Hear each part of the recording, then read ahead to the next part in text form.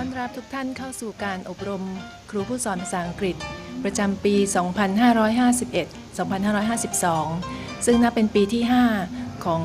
มูลนิธิการศึกษาทางไกลผ่านดาวเทียมซึ่งได้รับความร่วมมือจากหลายหน่วยงานในการจัดการอบรมครูสอนภาษาอังกฤษสำหรับในครั้งนี้ได้รับความร่วมมือจากสถานทูตสหรัฐประจำประเทศไทยและมหาลัยโซกาที่ลอสแอนเจลิส On behalf of the Grand Chamberlain คุณขวัญแก้ววัชโรไทย who is the chairman of the Distance Learning Foundation, I would like to welcome you all to our Videoconferencing English Language Teacher Training Program. I would like to express my sincere appreciation to the American Embassy in Bangkok, especially Mr. John Skakel, the Regional English Language Officer, who has introduced us to Soka University in Los Angeles in order to produce this teacher training program. I would also like to express our sincere appreciation to Soka University, especially Professor Donna M. Brinton, who is going to conduct a teacher training series on teaching pronunciation effectively. May I now call upon Mr. John Skakel, the Regional English Language Officer, American Embassy Bangkok, to give an opening remarks. Thank you, John Naraporn. Good morning, everyone. It is a great pleasure for me to once again be here with everyone in Bangkok, Los Angeles, and Hua Hin as we start another year of workshops. I'd like to first thank someone who's not here, and that's Kun Kwan Kao, as Ajahn Naraporn just mentioned. Unfortunately, he could not be with us today, but he's with us in spirit, and we hope that he'll be able to join us for a session soon. I want to thank Ajahn Naraporn, who's the Vice President of the Distance Learning Foundation, who has been a great asset to us at the embassy and has been our close colleague in working with this project for the past several years. Also, Kun Manisa Piasing, not sure if she's here yet, but who is the office head of the Distance Learning Foundation's eSchool. And I want to thank particularly today the wonderful staff here at TOT for their technical support. They have done just a fantastic job for the past several years, and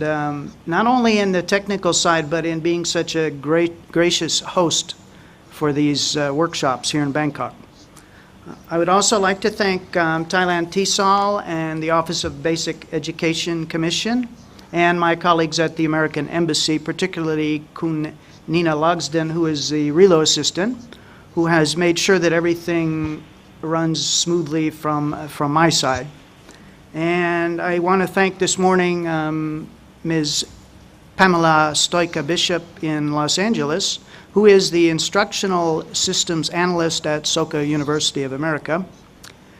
And she has done a great job in the past month or so getting the technical side organized in Los Angeles, along with the TOT and DLTV staff here in Bangkok. And now it's time for me to introduce our presenter. Ajahn Naraporn has already talked about the program a little bit. A short course in teaching pronunciation is the theme. In my view, it's an essential part of teaching English as a foreign language, or it should be. But sometimes, because teachers are either not trained in teaching pronunciation, or they simply feel that there is not enough time to devote to this subject, I think it tends to get ignored. I'm confident that after this year's course, those ideas will be forgotten, and you'll be teaching pronunciation as part of your classes on a regular basis. The 10 sessions scheduled this year feature one of America's foremost experts in the field of TESOL, my friend Professor Donna Brinton at Soka University of America. Donna is the co-author and co-editor of several professional texts, including Teaching Pronunciation And I hope that the brand new edition of Teaching Pronunciation will be out before the end of the year, and maybe we can order them and give them to you as a present. It's a wonderful book. And Donna has been very busy working on the new edition for some time. She's also, she has a new book coming out, Heritage Language Acquisition, a New Field Emerging, from Routledge Publishers.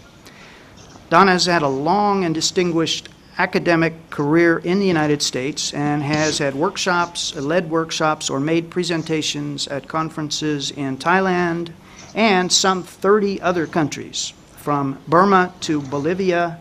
and Madagascar to Morocco. On that note, I would like to turn the workshop over to Professor Donna M. Brinton. Thank you, John, and welcome everybody. It's wonderful for me to have this opportunity to see a few old friends and obviously to meet and make many new friends. I'm asking you all to enjoy these sessions as well as hopefully learn from them. Welcome most heartily from Soka University, which I wanted to say just a few words about before we begin our workshops today. Soka is an independent, nonprofit institution of higher education, which is located in Southern California's Orange County. And if you can see on the screen, I have a small map of California there. You can locate Los Angeles, and to the south of Los Angeles, you see Orange County. That's where we are broadcasting from tonight. It's nighttime here in Southern California. I realize it's very early morning there. So Soka is very, very proud to participate in this opportunity.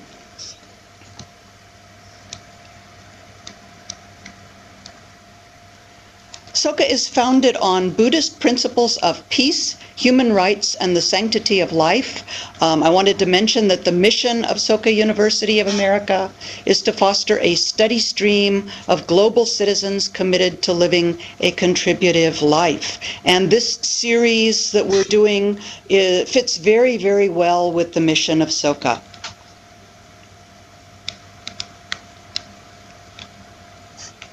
Just maybe an idea where we're broadcasting from. This is the Soka University of America campus in Aliso Viejo, California. You can see that we're about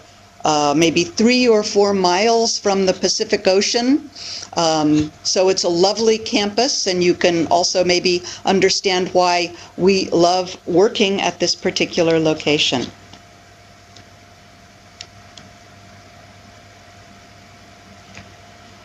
Our short course in teaching pronunciation is being made possible, as John mentioned already, through the collaboration of the Royal Thai Distance Learning Foundation, the Regional English Language Office in the U.S. Embassy in Bangkok, and Soka University of America. Soka is very generously providing the technical support, and as John mentioned, Pamela Stoika-Bishop's technical expertise is making this all possible.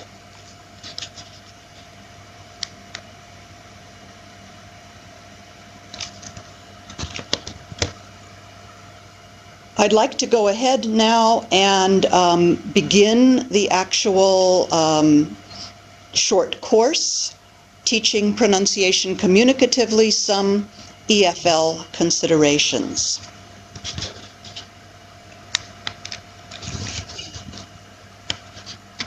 A very short overview of what it is we're going to be talking about in the short course.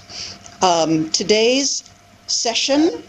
entitled Teaching Pronunciation Communicatively, Some EFL Considerations. So that's today's session. We'll be moving on in 2 weeks to talk about the consonants of North American English. Our third session is devoted to the effects of environment on consonant production. Fourth session, the stressed vowels of North American English. Fifth session, the unstressed vowels of North American English. Moving on to our sixth session, which has to do with Introduction to Connected Speech. Session 7, Stress and Rhythm. Session 8, Prominence and Intonation. Session 9, Intersections of Pronunciation with Vocabulary, Grammar, and Listening. And then finally, Session 10, Guiding Principles for Teaching Pronunciation. In all of these sessions, we're going to be emphasizing the classroom applications of the theoretical issues that I'll be covering. So this is not a course in theory. This is really a course in how we can apply what we know theoretically about the teaching of pronunciation to our actual classroom practices.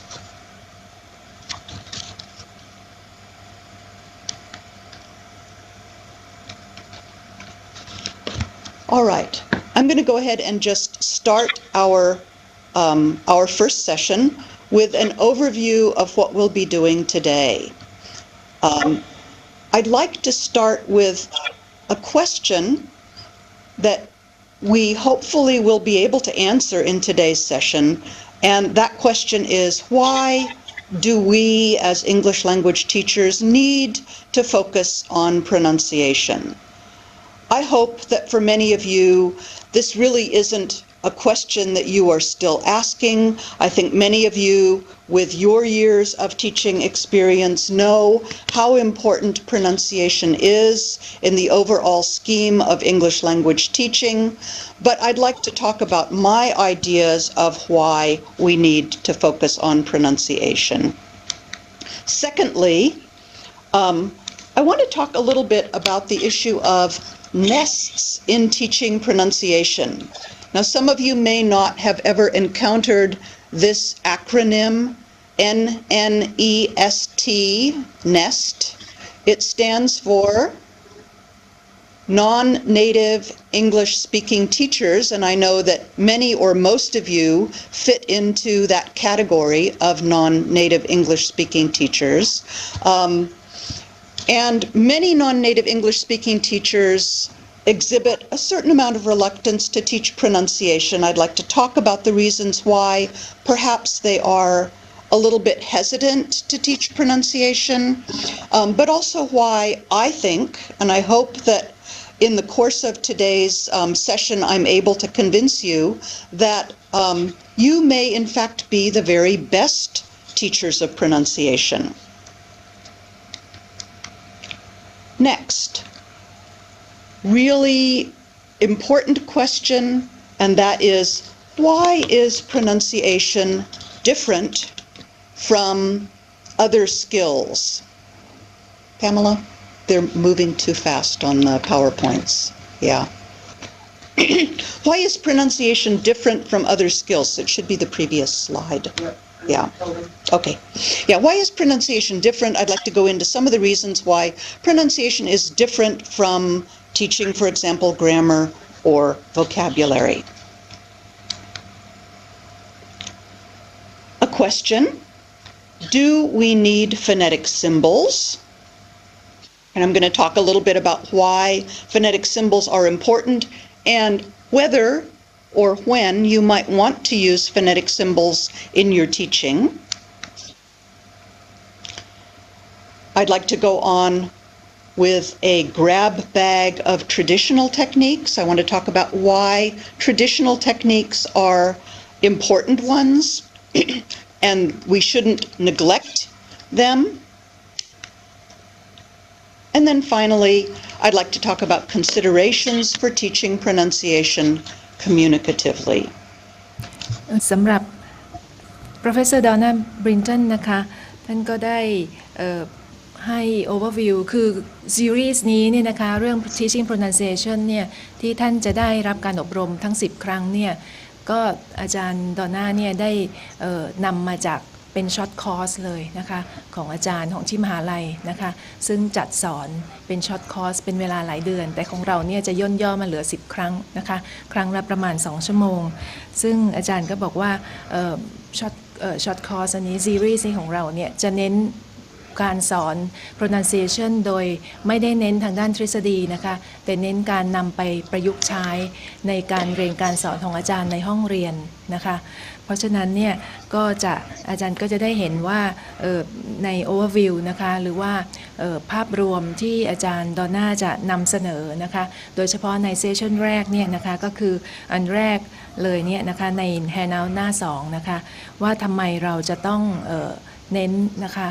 ที่การสอน pronunciation นะคะแล้วก็ผู้ที่สอนนะคะภาษาอังกฤษซึ่งไม่ใช่ native speaker นะคะอย่างพวกเราเนี่ยคือเป็นคนชาติอื่นไม่ใช่ชาติเจ้าของภาษาเนี่ยซึ่งตัวย่อคือ NNEST เนี่ยนะคะ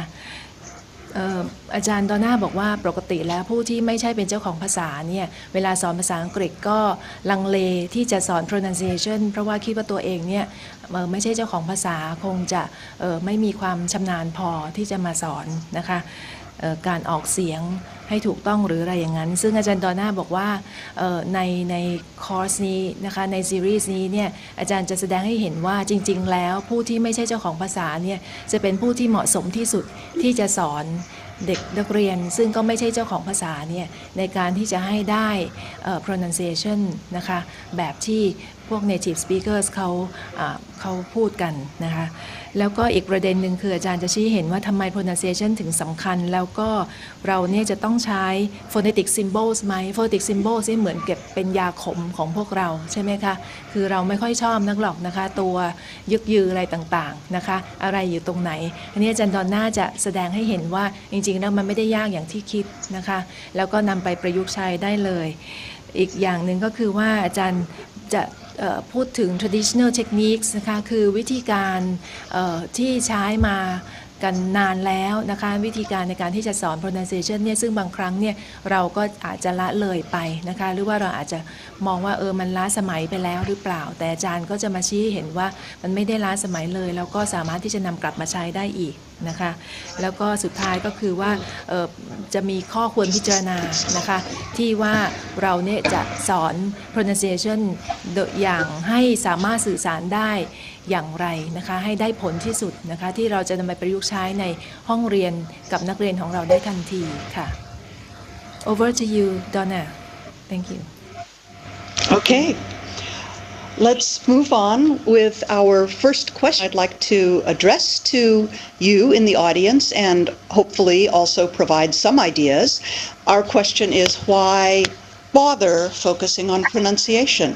Is this an important thing for us to treat in the classroom? And I think or hope that all of you would say to me, absolutely yes. Pronunciation is an essential part of oral communication. Without pronunciation,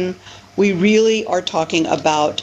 speakers being unable to communicate their ideas, right? So even with excellent vocabulary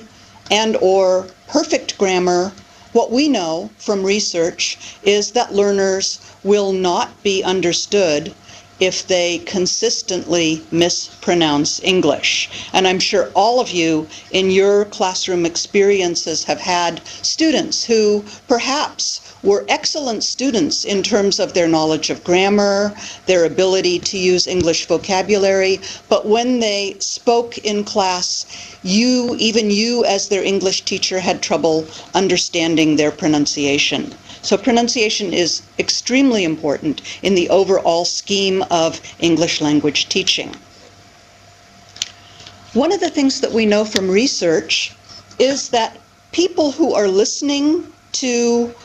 an incoming stream of sound process language according to what is called in research their schema. And if the language that they hear does not fit this schema, the listener is going to become very frustrated in his or her attempts to understand the speaker. So there's an expectation on the part of the listener that things are going to be pronounced in a certain way. And when they're not pronounced in that way, frustration is the end effect. Okay, thank you. ค่ะอาจารย์ดอน่าก็พูดถึงตอนนี้หัวข้อแรกนะคะว่าทำไมถึงจะต้องโฟกัสที่ pronunciation นะคะการออกเสียงอาจารย์ก็บอกว่า pronunciation เนี่ยเป็นทักษะที่สำคัญนะคะสำคัญมากมิฉะนั้นแล้วเนี่ยผู้พูดก็จะไม่สามารถที่จะสื่อสารนะคะข้อความได้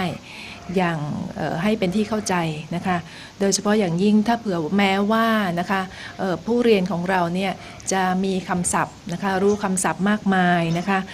grammar ก็ใช้ถูกหมดแต่ว่าถ้า pronounce ไม่ถูกต้องนะคะออกเสียงไม่ถูกต้องเนี่ยก็อาจจะทำให้สื่อสารเนี่ยไม่เข้าใจผู้ฟังไม่เข้าใจทำให้เกิดความเข้าใจผิดในข้อมูลที่สื่อสารไปได้นะคะแล้วก็อีกประการหนึ่งคือว่าผู้ฟังนะคะหรือว่าผู้เรียนเนี่ยจะมีสกีมาของตัวเองซึ่งอาจารย์เรียนเข้าใจว่าอาจารย์ทุกท่านเนี่ยเคยรู้จักเรื่องนี้มาแล้วสกีมานะคะก็คือมีได้เรียนรู้นะคะมีประสบการณ์มีข้อมูลแวดล้อมมาเก่าก่อนของเราแล้วนะคะอย่างพวกเราคนไทยนะคะเราก็มีประสบการณ์การเรียนรู้อย่างจากภาษาไทยใช่ไหมคะสกีมาของเราก็อยู่ในแวดวงภาษาไทยสระวรรณยุกต์ภาษาไทยนะคะทีนี้ถ้าเผื่อว่าเราได้ยินภาษาซึ่งมันไม่ฟิตนะในสกีมาของเราในสิ่งที่เราเคยรู้มาเป็นภาษาใหม่นะคะหรือว่าเป็นการเอาเสียงแบบใหม่นะคะอย่างเช่นเนี่ยเด็กคนไทยเรียนภาษาอังกฤษเนี่ยมันไม่ฟิตในสกีมาซึ่งเขาเคยรู้เขาเรียนรู้ภาษาไทยมาตั้งแต่เด็กแต่เสร็จแล้ววันหนึ่งเขาต้องมาเรียนภาษาอังกฤษเนี่ยมันไม่ฟิตกับสิ่งที่เขาเคยเรียนรู้มามันไม่ตรงกันสระไม่ตรงกันวรรณยุกต์ไม่ตรงพยัญชนะไม่เหมือนกันเพราะนั้นเนี่ยเขาก็อาจจะสับสนได้อาจจะขัดข้องใจว่าทำไมถึงได้มีเป็นภาษาที่แปลกนะคะมีคำที่แปลกๆการออกเสียงที่แปลกๆซึ่งตรงนี้เนี่ยเราจะต้องแก้ไขตรงนี้ให้ได้นะคะให้ผู้เรียนได้เรียนรู้ว่าแม้ว่าสกีมาที่มีนี้จะไม่เหมือนกันแต่ว่ามันมีวิธีการที่เขาจะเรียนรู้ภาษาได้นะคะซึ่งโดยเฉพาะอย่างยิ่งการออกเสียงนะคะซึ่งสำคัญมากๆนะคะในการสื่อสารค่ะ Yes Donna please continue Yes. I'd like to tell just a little story. Many years ago, I taught a course through UCLA Extension for professionals who came from other countries and wanted to improve their English. This story is about one of the students in my class, Sam, the import-export merchant. I have a picture on the screen of Sam for you. So you can see Sam there, a Taiwanese businessman, very, very nice gentleman who came to me with a sincere and I think very critical problem for him in terms of his career. Sam was in the business of importing silk flowers. So you should see on the screen a picture of the silk flowers.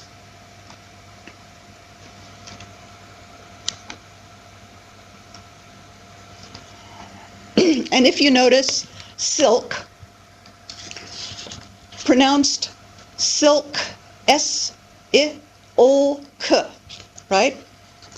So silk flowers. But Sam had a pronunciation problem. Sam's pronunciation problem had to do with the fact that he had difficulty pronouncing that final consonant cluster, O-K, silk. So what Sam did instead of pronouncing silk flower, you can probably guess. Sam pronounced this word sick flower. So he deleted the L in that final consonant cluster, and he would call up a company and he would say, my name is Sam, I have an import-export company, and I would like to sell you some sick flowers. And you can imagine the company's response, right? Not interested in sick flowers. So Sam's entire reason for coming to this pronunciation class for foreign-born professionals was that he had one agenda. He wanted to learn how to pronounce the final consonant cluster LK so that he could increase his business and actually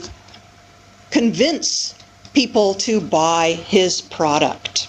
This is a true story. It may sound like a joke, but it was a true story, and I'm happy to report that by the end of the Pronunciation for Foreign-Born Professionals course that I was teaching, we did manage to get Sam to be able to pronounce silk, flowers, with that final LK consonant cluster.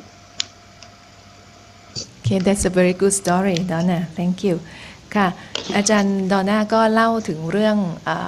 ประสบการณ์จริงนะคะที่อาจารย์พบมาจากการสอนคนต่างชาตินะคะสอนภาษาอังกฤษให้คนต่างชาตินะอาจารย์ยกตัวอย่างคุณแซมนี่ซึ่งเป็นคนไต้หวันเป็นนักธุรกิจชาวไต้หวันซึ่งเป็นผู้ส่งออกสินค้าต้องการขายสินค้าจากไต้หวันของตัวเองก็คือดอกไม้ซึ่งทำจากผ้าไหมซึ่งเรียกว่า silk flowers นะคะ silk แต่ว่าคุณแซมเนี่ยเขาออกเสียง LK ไม่ได้เขาก็จะบอกว่า silk flowers นะคะซึ่งพอเข้าไปเสนอขายที่ไหนก็ตามนะคะคนอเมริกันก็บอกว่าไม่ต้องการ silk flowers นะคะเขาก็ทำธุรกิจไม่ได้เขาก็เลยมาเรียนนะคะภาษาซึ่งอาจารย์ดอนน่าบอกว่าหลังจากเรียนกับอาจารย์แล้วเนี่ยนะคะจบหลักสูตรแล้วเขาก็สามารถจะออกเสียง silk ได้ค่ะ Yes over to you Donna thank you Okay. Let's turn to a maybe slightly more serious question. Who can teach pronunciation? I already mentioned the idea of non-native English-speaking teachers, nests, and their role in teaching pronunciation. What I find when I travel around the world is that non-native English-speaking teachers very, very often say to me, I don't feel that I am prepared to teach pronunciation. So let's look at a couple of questions that are related here. The first question being, do you need to be a native speaker to teach pronunciation? I'll let you think about that for just a minute.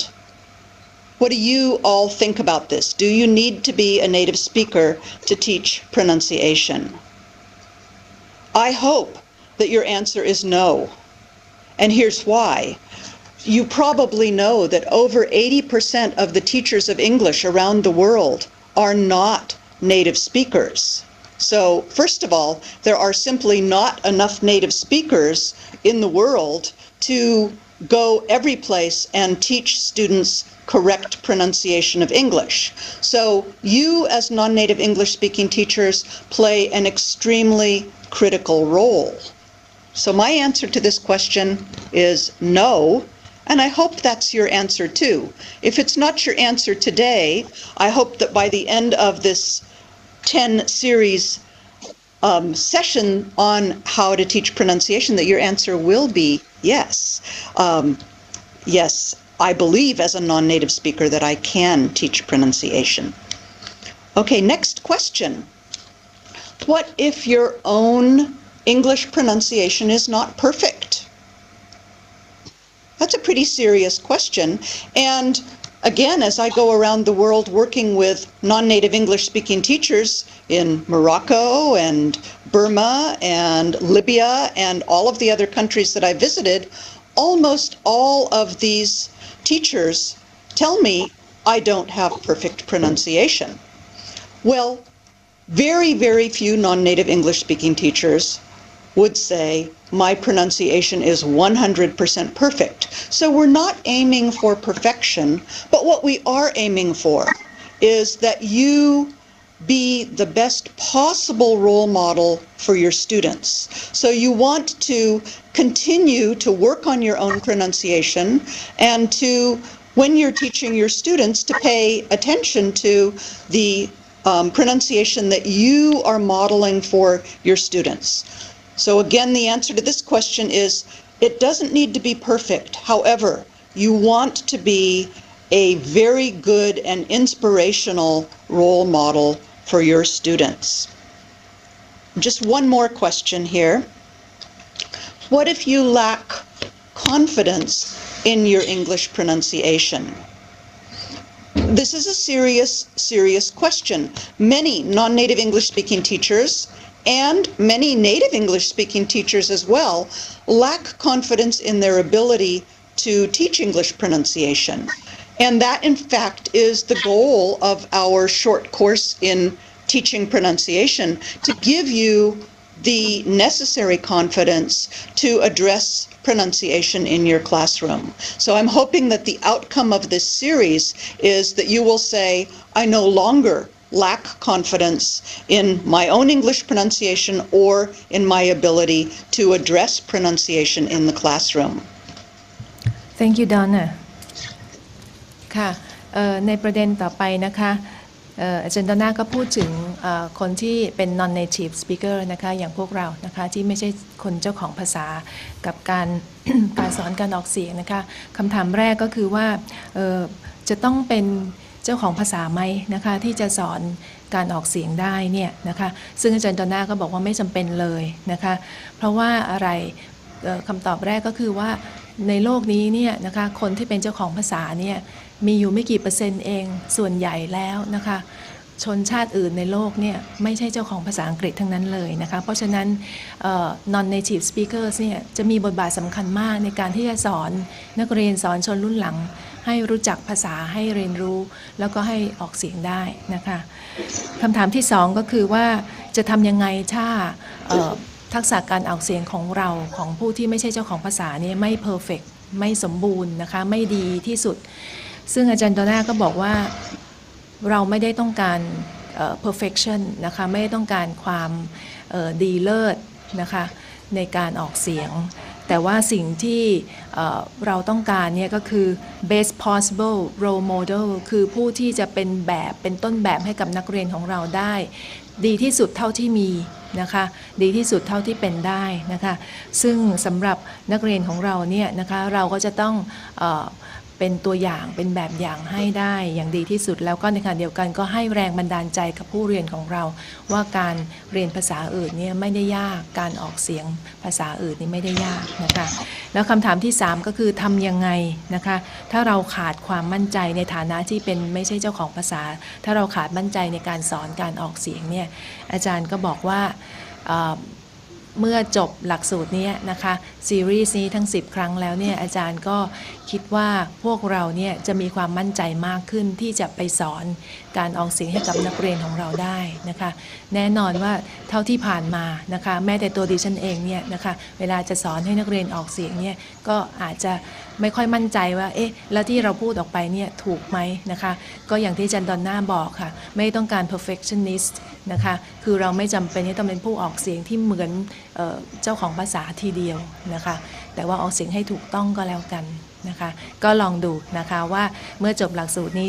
เราก็จะได้ท่านอาจารย์อีกในที่นี้นะคะที่ TOT นี้60ท่านที่หัวหินอีกประมาณ30ท่านนะคะที่จะเป็นกลุ่มแรกนะคะของอาจารย์สอนภาษาอังกฤษที่จะออกไปช่วยสอนวิธีการออกเสียงให้นักเรียนของท่านได้อย่างมีประสิทธิภาพมากขึ้นค่ะ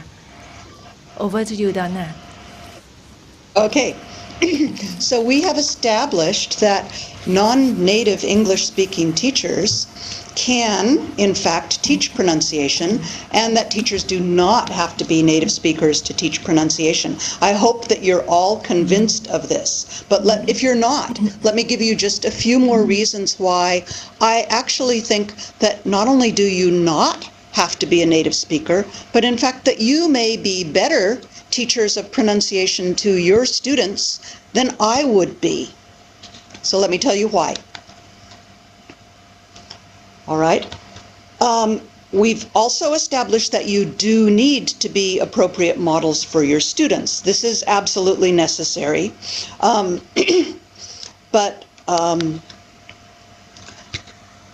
And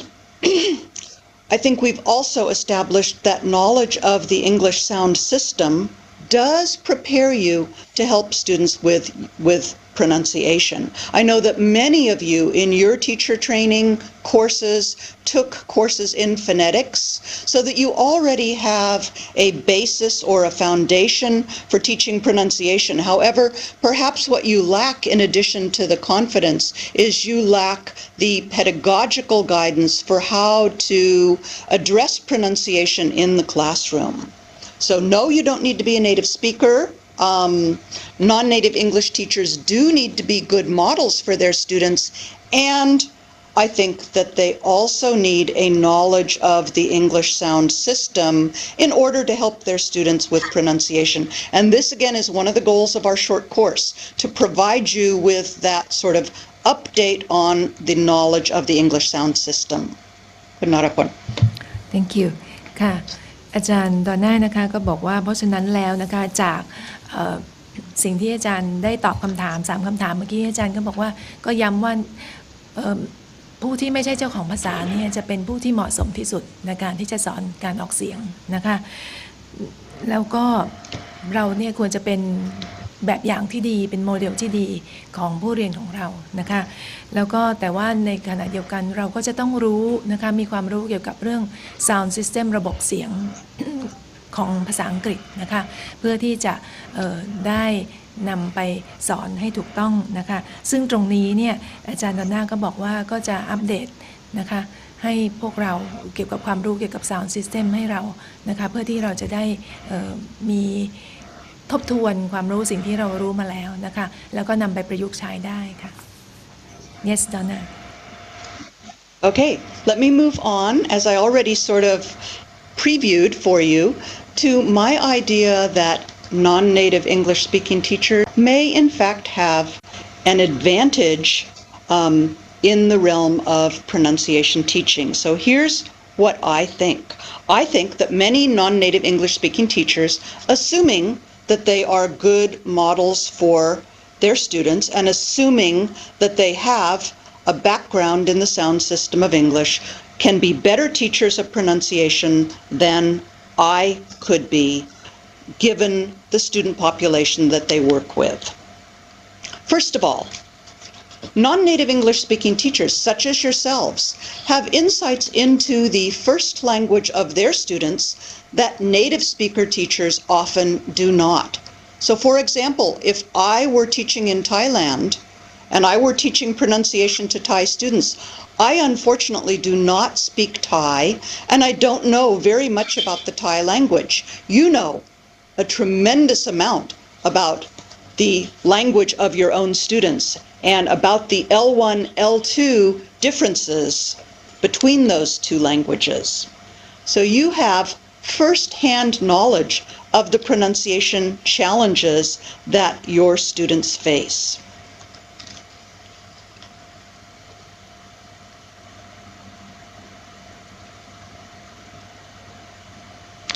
Okay, sorry. And then finally, that's okay, let me finish this thought. Okay. Most importantly, perhaps, you as non-native English-speaking teachers have overcome the hurdles that your own students encounter, and that makes you a very effective coach of your own students by sharing techniques that you used effectively to overcome the problems that you had when you were learning English. Narapon, back to you. Yes, thank you. ค่ะอาจารย์ดอนน่าก็พยายามชี้ให้เห็นว่าการที่เราไม่ได้เป็นเจ้าของภาษาเนี่ยกลายเป็นประโยชน์นะคะเป็นข้อดีนะคะที่เราจะใช้สอนวิธีการออกเสียงให้กับนักเรียนของเราได้เนื่องจากว่าเราเนี่ยมีความรู้ L1 ก็คือภาษาแม่ของเรารู้มีความรู้เกี่ยวกับภาษาไทยนะคะซึ่งถ้าเผื่อว่าเจ้าของภาษาเขามาสอนวิธีการออกเสียงให้นักเรียนไทยเนี่ยเขาไม่มีความรู้เรื่องภาษาไทยเพราะฉะนั้นเขาก็จะเปรียบเทียบไม่ได้เขาก็จะยกตัวอย่างไม่ได้เขาก็จะไปเทียบว่าพยัญชนะอันนี้นะคะคืออะไรในภาษาไทยที่คล้ายคลึงกันหรืออะไรอย่างนั้นไม่ได้นะคะเพราะฉะนั้นเนี่ยเราในฐานะที่ไม่ใช่เจ้าของภาษาเนี่ยนะคะ ก็จะมีข้อมูลนะคะที่จะมาช่วยนะคะข้อมูลเกี่ยวกับภาษาแม่นะคะมาเปรียบเทียบกับภาษาอังกฤษเพื่อที่จะช่วยสอนวิธีการออกเสียงให้ได้ผลมากยิ่งขึ้นนะคะเพราะฉะนั้นแล้วเนี่ย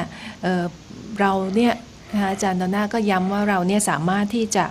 ในเมื่อเรามีข้อมูลภาษาแม่นะคะเราสามารถเปรียบเทียบได้เราก็สามารถที่จะแชร์นะคะคือแบ่งปันในสมัยที่เราเรียนภาษาอังกฤษใหม่ๆนะคะเราต้องผ่านพ้นอะไรมาบ้างนะคะเราเจอปัญหาอะไรบ้างเกี่ยวกับวิธีการออกเสียงนะคะเราก็แก้ไขอย่างไรนะคะเราก็จะแชร์ปัญหานั้นเนี่ยให้นักเรียนของเราได้นะคะยกตัวอย่างได้แล้วก็แนะนำนะคะคือได้รู้ว่าที่นักเรียนเขาเจอปัญหานี้เขาออกเสียงคำนี้ไม่ได้เนี่ยก็เหมือนกับเราเมื่อก่อนนะคะหรือแม้แต่เราตอนนี้นะคะก็อาจจะยังออกเสียงบางคำไม่ถูกต้องนักนะคะก็เพราะฉะนั้นเนี่ยเราก็สามารถที่จะชี้ให้นักเรียนเห็นได้เลยนะคะว่าปัญหาอยู่ตรงไหนสามารถที่จะแก้ไขอย่างไรค่ะ Over to you, Donna. Okay, let's look at our next question, which is why is pronunciation different from the other skill areas that we address in the classroom?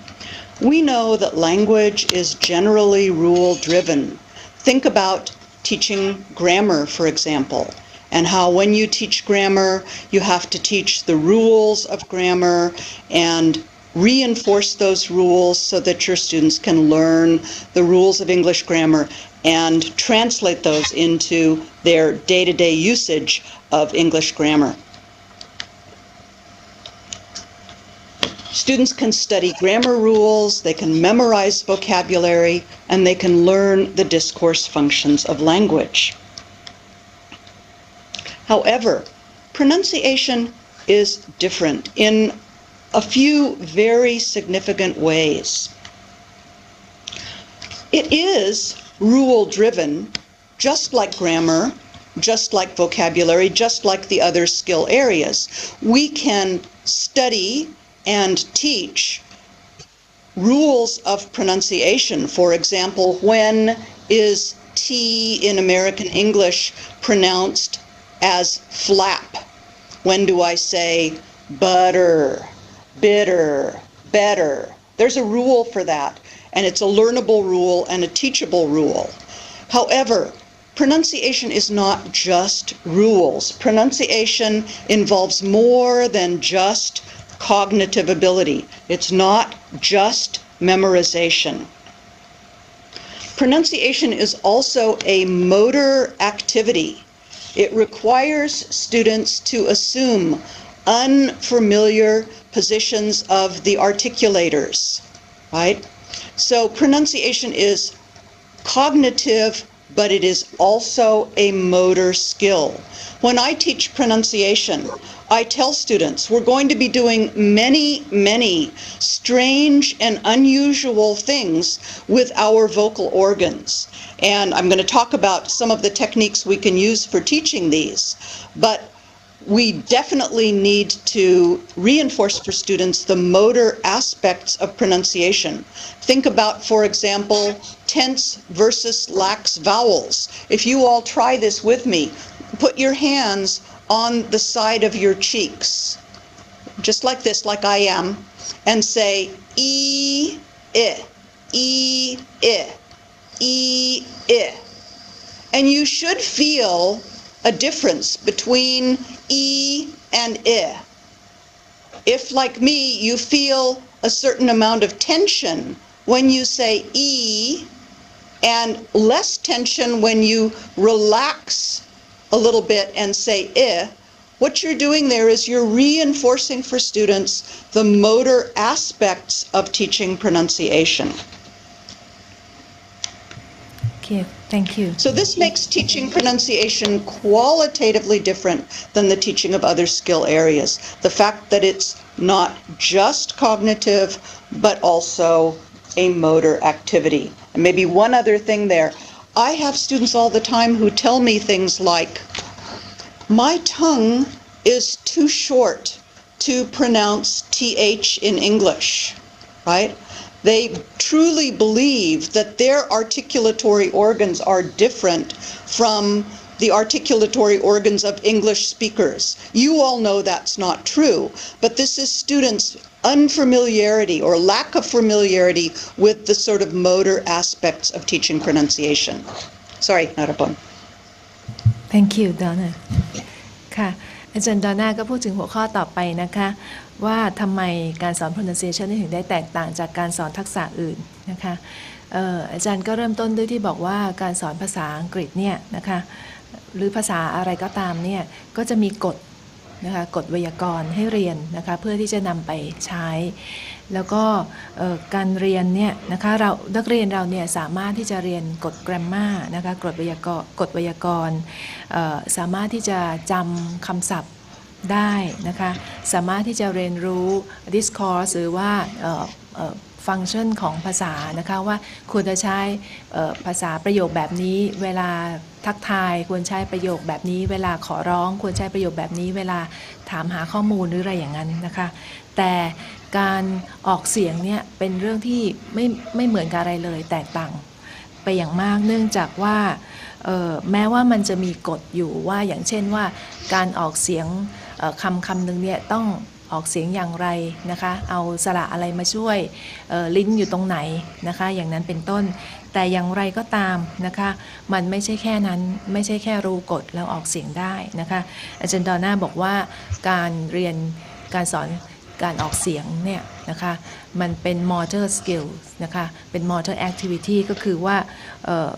เราเนี่ยไม่ใช่แค่รู้กฎได้อย่างเดียวเราต้องนำไปปฏิบัตินำไปใช้แล้วก็มันขึ้นอยู่กับการที่เราจะฝึกลิ้นฝึกปากของเรานะคะและอาจารย์ก็ยกตัวอย่างว่าถ้าเผื่อว่าเราเอามือจับที่แก้มเรานะคะแล้วเราลองออกเสียงนะคะ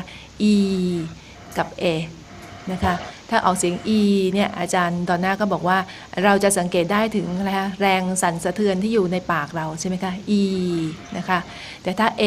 เนี่ยไม่มีแรงสั่นสะเทือนนั้นนะคะซึ่งอันนี้คือความแตกต่างซึ่งตรงนี้ก็ง่ายๆว่าถ้าเวลาเราสอนเด็กนะคะว่าให้ออกเสียงที่มีสระ e เนี่ยนะคะให้เขาลองสังเกตว่าต้องออกแบบนี้นะคะให้เขาลองใช้วิธีนี้ซึ่งอันนี้คือ motor skills motor activity ซึ่งจะต้องนำไปประกอบกันที่จะทำให้การออกเสียงเนี่ยการสอนหรือการเรียนการออกเสียงนี่ได้ผลยิ่งขึ้นนะคะซึ่งอาจารย์ก็เน้นว่าเพราะฉะนั้นการสอนการออกเสียงเนี่ยมันเกี่ยวกับมันเป็น qualitative นะคะมันเป็นเกี่ยวกับคุณภาพของการออกเสียงของการใช้ลิ้นใช้ปากนะคะใช้การออกเสียงใช้อวัยวะของเราในปากนะคะคือมันไม่ใช่ว่าเราเรียนรู้กฎได้เท่าไหร่เรียนรู้คำศัพท์ได้กี่คำไม่ใช่นะคะค่ะซึ่งมันแตกต่างจากทักษะอื่นๆค่ะ over to you Donna Okay. I promised that we would talk about methodology in the classroom, so I'd like to move on to talking about traditional techniques for teaching pronunciation. I'm calling this a grab bag of techniques. That's an idiom you may not be familiar with. It basically means we're taking a whole lot of different techniques and we pick and choose from the techniques that we like best. In terms of traditional techniques for teaching pronunciation, many of these will be familiar to you as teachers of English. They are our legacy from articulatory phonetics and from the teaching practices of the 1960s and 1970s. These are old, tried and true techniques. Old does not necessarily mean bad or outdated. It simply means that they've been with us for a long time. The older I get, the more appreciation I have for things that are old. So I hope that you do too. These techniques are found in virtually every student pronunciation textbook and in many cases also in multi-skills textbooks. You'll see them in a minute and you'll say, oh, I am already familiar with many of those. I've seen those. I used them when I was learning English. Very, very possible, right? Teachers and students find them extremely useful. So that's a reason why we don't want to ignore these traditional techniques. They're still very much a part of our methodology. Thank you ค่ะหัวข้อต่อไปนี้นะคะอาจารย์ดอนน่าก็พูดถึง grab bag of techniques นะคะ traditional techniques อาจารย์บอกว่าเทคนิคเก่าๆนะคะที่เคยใช้กันมาในการสอนการออกเสียงเนี่ยมันไม่ได้ล้าสมัยเลยนะคะแล้วก็ที่อาจารย์บอกว่าอาจารย์ใช้คำว่า grab bag ก็เนื่องจากว่ามันมีเยอะแยะมากเลยนะคะแล้วเราก็สามารถที่จะ pick and choose นะคะคือเลือกมาใช้ได้อาจารย์บอกว่าโดยเฉพาะอย่างยิ่งนะคะในเรื่องเกี่ยวกับการสอน articulatory phonetics เนี่ยนะคะว่าการออกเสียงนะคะมันอยู่ตรงไหนของส่วนไหนนะคะในการออกเสียงในปากเราอะไรอย่างเงี้ยนะคะซึ่งตรงนี้เนี่ยอาจารย์บอกว่าเรายังเห็นนะคะเทคนิคพวกนี้อยู่ในหนังสือ pronunciation textbook ทั่วๆไปนะคะซึ่งอาจารย์บอกว่าก็ยังมีประโยชน์แล้วก็สามารถที่จะเลือกมาใช้ได้ค่ะYes, Donna. Here's another idiom for you. Throw the baby out with the bathwater.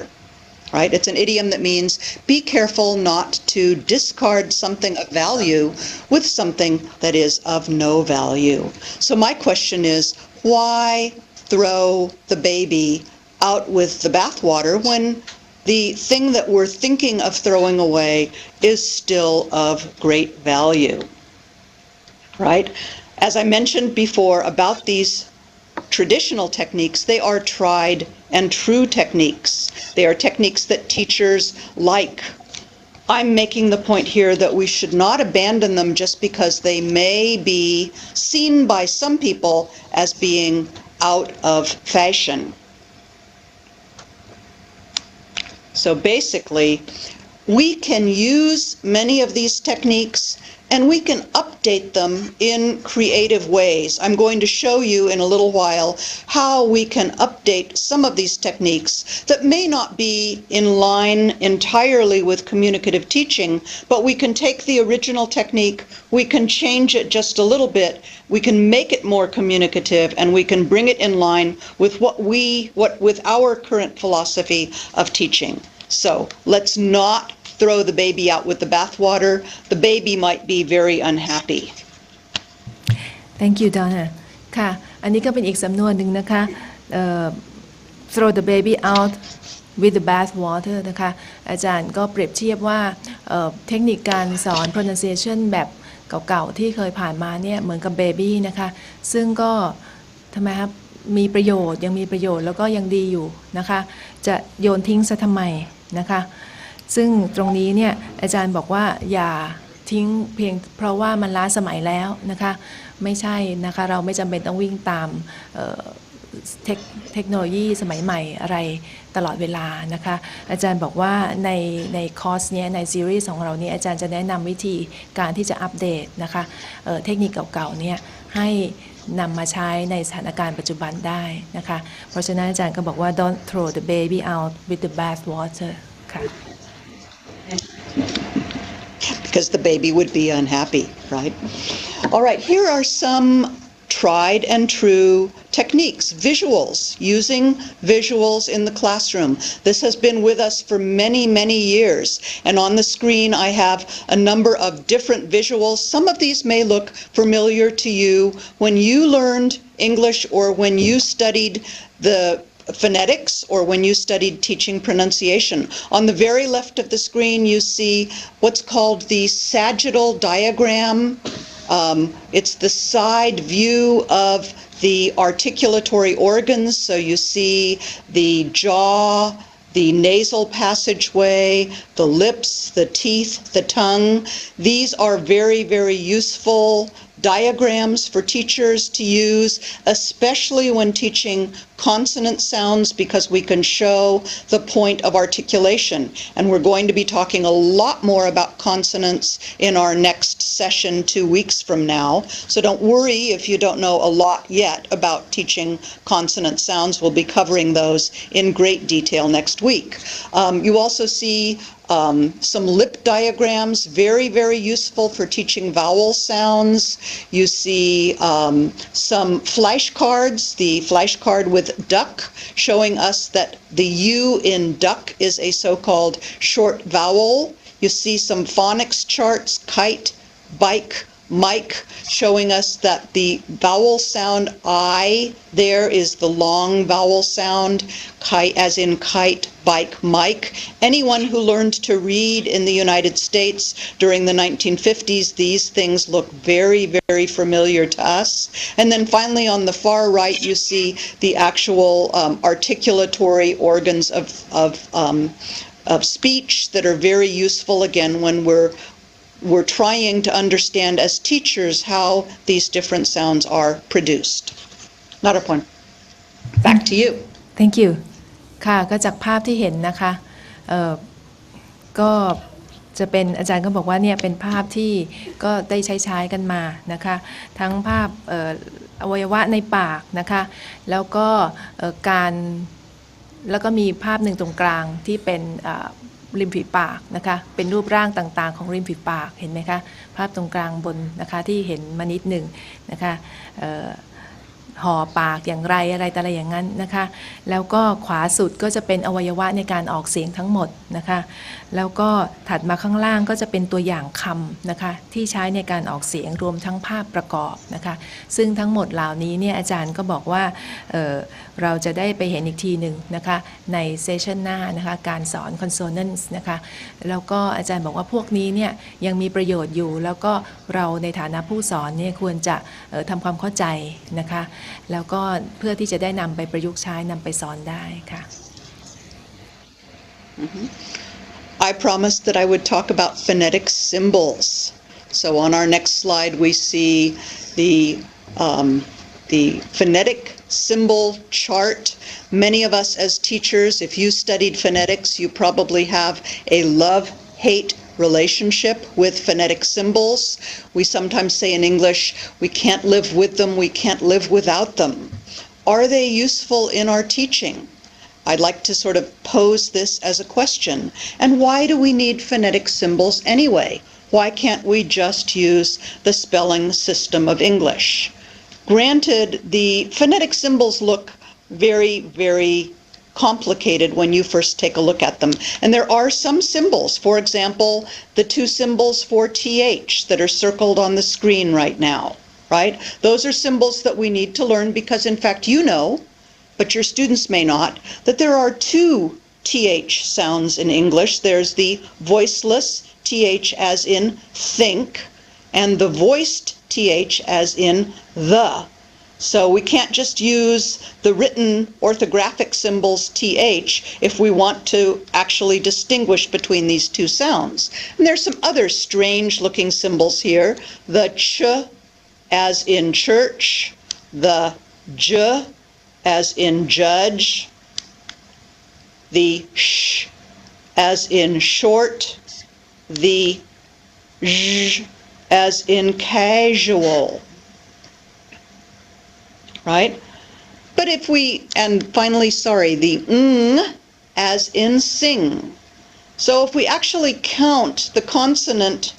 symbols that are different from the orthographic letters that we typically use, we've got 1, 2, 3, 4, 5, 6, 7. Not too bad. 7 new symbols to learn, right? But what about vowels? Look at vowels. Unfortunately, pretty much all of the vowels are things that we as teachers need to learn the symbols for, because you all know that we have only 5 written symbols, A, E, I, O, U. But we have far more vowels in English than just those 5 written symbols, and that's why we have so many different symbols on the page here. So I'm sorry about that. I apologize for the English language. This is going to be one of the major challenges that we as teachers face when we begin to teach vowel sounds. But don't worry about this, because again, we're going to be spending a lot of time in this short course on vowels and how to teach them. Narapon, back to you. Thank you. I have to admit myself that I'm also allergic to these phonetic symbols. Yeah, and I think you know Thai vowels. I think we have more Thai vowels than your English vowels. Yeah. So you will be This is why surprised. I never learned Thai. Yeah. So you should. Yeah. And you see, that's why we struggle, learning your English vowels. We should feel the same. Yeah. You should feel the same. Okay. ค่ะYes. สำหรับ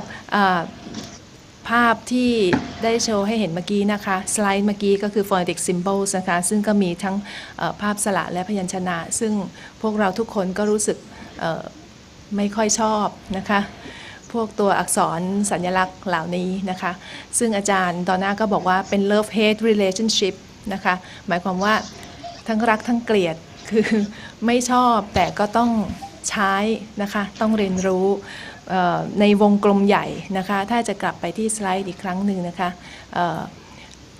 May go back to the slide please สไลด์ในวงกลมใหญ่นะคะก็คือเป็นสัญลักษณ์ของสระนะคะ vowels นะคะแล้วก็ถ้าในวงกลมเล็กๆนั่นก็คือ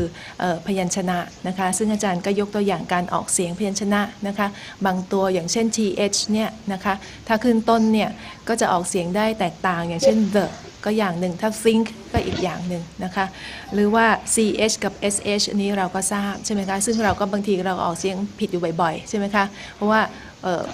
ภาษาไทยคนไทยเราเนี่ยไม่มี sh แต่เด็กสมัยนี้ทำไมคะ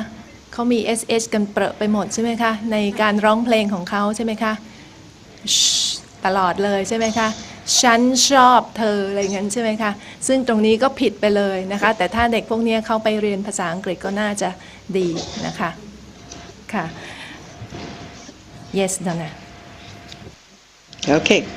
so now I have a very difficult job. My very difficult job is to convince people with a love-hate relationship with phonetic symbols that we do need phonetic symbols. Not necessarily that we need to teach them to our students, but that we as teachers need to have a very thorough grounding in this and a very firm foundation. So why do we need them? Well, first of all, we need them because English, as a language, has no direct sound-symbol correspondence, by which I mean you can't guess how a letter is pronounced just by looking at the written word. And this is especially true of vowels. We have a pretty good chance with consonants, but with vowels, it's very, very difficult. I'm going to show you some examples in just a little while, right? So that's one reason why. What about which? Which symbols do we want to teach? Now, some of you may be familiar with what is called the IPA, or International Phonetic Alphabet. And many people think that the International Phonetic Alphabet is the best phonetic alphabet. I'm not going to go into an argument about what the best phonetic alphabet is. In this course, we're going to be using a phonetic alphabet that is a modified version of the IPA that comes from the textbook that my colleagues and I wrote, Teaching Pronunciation, because it's a little bit friendlier than the IPA and a little bit easier for teachers to use. So I might tell you I think that's the best phonetic alphabet, but really my answer would be that you should use the symbols that are in your textbook or that are in the dictionary that your students use. It doesn't really matter which phonetic alphabet you use. It's most important that you use a phonetic alphabet that you understand and that your students come in contact with. And then my final question is, when do we teach the phonetic alphabet? And my answer here is, we don't necessarily need to teach the entire phonetic alphabet to students. We need to introduce symbols gradually as they are needed. For example, if we're teaching the sound E versus I, that might be a good time to introduce the two symbols E versus I from either IPA or whatever phonetic alphabet you're using. But certainly I am not telling you here that you should make the students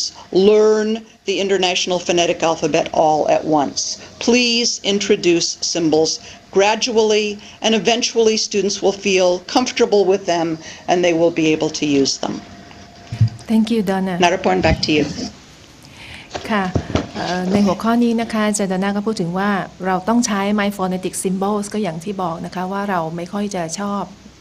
เท่าไหร่นะคะหน้าตาของมันแล้วก็ทำความเข้าใจยากอย่างไรก็ตามนะคะอาจารย์ดาน่าก็บอกว่าเราจะต้องในฐานะที่เป็นครูนะคะเราต้องมีพื้นฐานเกี่ยวกับ phonetic symbols บ้างนะคะเพื่อที่จะทำความเข้าใจแล้วก็นำไปสอนได้นะคะเนื่องจากภาษาอังกฤษเนี่ยเราไม่สามารถที่จะเดาจากคำได้นะคะว่ามันจะออกเสียงอย่างไรแต่ละคำของมันเนี่ยนะคะต้องเมื่อมารวมกันแล้วนะคะพยัญชนะและสระมารวมกันแล้วนะคะถึงจะรู้ว่าต้องออกเสียงอย่างไรซึ่งอันนั้นเนี่ยก็ต้องอาศัยสัญลักษณ์ของ phonetic symbols นะคะแล้วก็ phonetic symbols หรือว่า phonetic alphabets นะคะที่อาจารย์ดอนน่าพูดถึงเนี่ยถ้าอันมาตรฐานเลยก็คือของ IPA นะคะซึ่งอันนั้นเนี่ยถ้าผู้ที่เรียนเน้นไปในทางด้านภาษาศาสตร์เนี่ยนะคะก็จะรู้จักตรงนี้นะคะแต่ว่าอาจารย์บอกว่าเดี๋ยวนี้เนี่ยนะคะจะมีเป็นคล้ายๆดัดแปลงนะคะเป็น modified IPA ซึ่งจะง่ายขึ้นนะคะซึ่งเราก็เรียนรู้จากตรงนั้นได้นะคะหรือง่ายๆคืออาจารย์ไปเปิดดิกนะคะพจนานุกรมอังกฤษเนี่ยเขาก็จะมี phonetic symbols ที่แนะนำอยู่ในพจนานุกรมนะคะซึ่งก็จะทำให้เราทำความเข้าใจได้ง่ายขึ้นนะคะอาจารย์บอกว่าแล้วก็ phonetic symbols ที่เราต้องสอนนักเรียนทั้งหมดไหมไม่จำเป็นนะคะอาจารย์บอกว่าให้ค่อยๆสอนนะคะเมื่อเจอคำที่อย่างเช่นเราต้องการเปรียบเทียบเสียงสระอย่างเมื่อกี้นะคะ e กับ a นะคะเราก็แนะนำ phonetic symbol 2 ตัวนี้ให้เขาเห็นนะคะแล้วก็อย่านะสิ่งข้อสำคัญคืออย่าสอนอย่าให้เด็กไม่จำเป็นเด็กนักผู้เรียนไม่จำเป็นต้องจำ phonetic symbol ทั้งหมดไม่จำเป็นเลย1คือเขาจะสับสนแล้ว2ถ้าจำอย่างเดียวมันไม่มีประโยชน์เพราะว่าเขาควรจะไปให้สร้างความสัมพันธ์ให้เห็นคำเมื่อเห็นคำนี้แล้วรู้ว่ามันคือซิมโบลไหนมากกว่าที่จะเรียนรู้ซิมโบลทั้งตารางแล้วไม่รู้อะไรเลยนะคะค่ะ Okay, another idiom for you. I told you that that English spelling does not reflect the actual sounds, and I'm sorry, on your screen it looks like we have a little bit of a technical problem because the phonetic symbols are missing. Perhaps you could take a look at your handouts because I think your handouts have the correct version of the phonetic symbols, but I'll also pronounce these for you. So I told you the proof is in the pudding. That's an idiom that basically means what we say is actually something that we can prove. I told you English spelling is not reflective of the actual sounds, and here are some examples to prove my point. We can, for example, in English have one spelling. Here we're looking at words with the letter O, got, go, love, to, woman, and women. But notice that every single one of those words that is spelled with the letter O has a different pronunciation. So listen to the words as I pronounce them. Got, G-O-T, but pronounced ah, got. Go, again spelled with O, but pronounced O. Love, pronounced To, pronounced oo. Woman, pronounced and women pronounced it. Listen again. Ah, o, oo, it. Hopefully you can hear that those are all different vowel sounds despite the fact that they are all spelled with the same letter. And we have the opposite that happens as well. So here we have one pronunciation, but multiple spellings in the following words: believe, receive, leave, machine, be, and see. notice that the vowel sound that we're representing here, the vowel sounds are all the same. The vowel sound is E, but it's spelled differently in every single one of these words. So we have IE in believe, EI in receive, EA in leave, I plus consonant and silent E at the end of the word, B with a simple E, and C with a double E, all pronounced the same, right? So one spelling, multiple pronunciations, but also possible one pronunciation, multiple spellings. People sometimes say English is crazy. Many people make that point. In fact, I don't believe that English is crazy, but it is historically very complicated. And words have come into the English language in many different times or periods of time, and we, in many cases, have kept the original spelling from the language that we borrowed that word from. That's one of the reasons that English spelling is as complicated as we see it today. ค่ะอาจารย์ดอนน่าก็บอกว่าอันนี้เป็นอีกสำนวนหนึ่งนะคะ the proof is in the pudding นะคะคือจากที่เมื่อกี้นี้ที่อาจารย์บอกว่าภาษาอังกฤษเนี่ยเฉพาะตัวของมันหรือสระของมันพยัญชนะของมันเนี่ยตัวสะกดของมันเนี่ยบอกไม่ได้หรอกว่าจะออกเสียงอย่างไรนะคะและอาจารย์ก็พิสูจน์ให้เห็นโดยที่ในสไลด์นี้นะคะในแถวแรกนะคะแถวแรกเนี่ยนะคะจะเป็นตัวสะกดตัวสระตัวเดียวคือ O นะคะตัวเห็นอยู่ตัวเดียวคือ O แต่ O ตัวนั้นพอเอาไปประกอบกับพยัญชนะต่างๆแล้วเนี่ยนะคะออกเสียงต่างกันได้ตั้ง6อย่างนะคะส่วนทางขวามือนะคะทางแถวขวามือเนี่ยนะคะก็จะเป็นvowel เดียวกันหมดนะคะเสียงนะคะ vowel sound นะคะเสียงเดียวกันหมดคือ e นะคะแต่ปรากฏว่าสะกดต่างๆกันมีสระต่างกันพยัญชนะต่างกันนะคะเพราะฉะนั้นอันนี้ก็คือเป็นข้อพิสูจน์ว่าถ้าเราจะมองแค่ตัวสะกดมองแค่สระนะคะเราไม่สามารถที่จะออกเสียงได้นะคะเพราะว่าเมื่อไปประกอบกันแล้วเนี่ยนะคะมีการออกเสียงที่แตกต่างออกไปค่ะเพราะฉะนั้นก็เป็นเหตุที่ทำให้เราเนี่ยจะต้องเรียนรู้ phonetic symbols นะคะค่ะ Okay, let's take a look at a couple of English words and see whether we think English is crazy or not. So first we see a picture there of a comb, spelling with O, right? Spelled, you could tell me the spelling C-O-M-B, right? C-O-M-B. Here's another picture.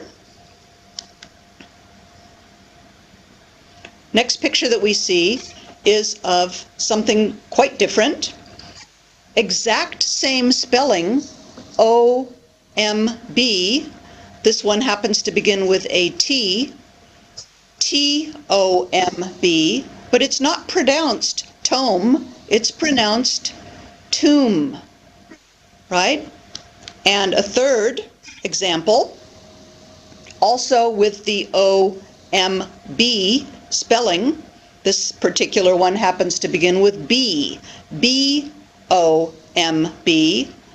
but notice here that again, completely different pronunciation. This one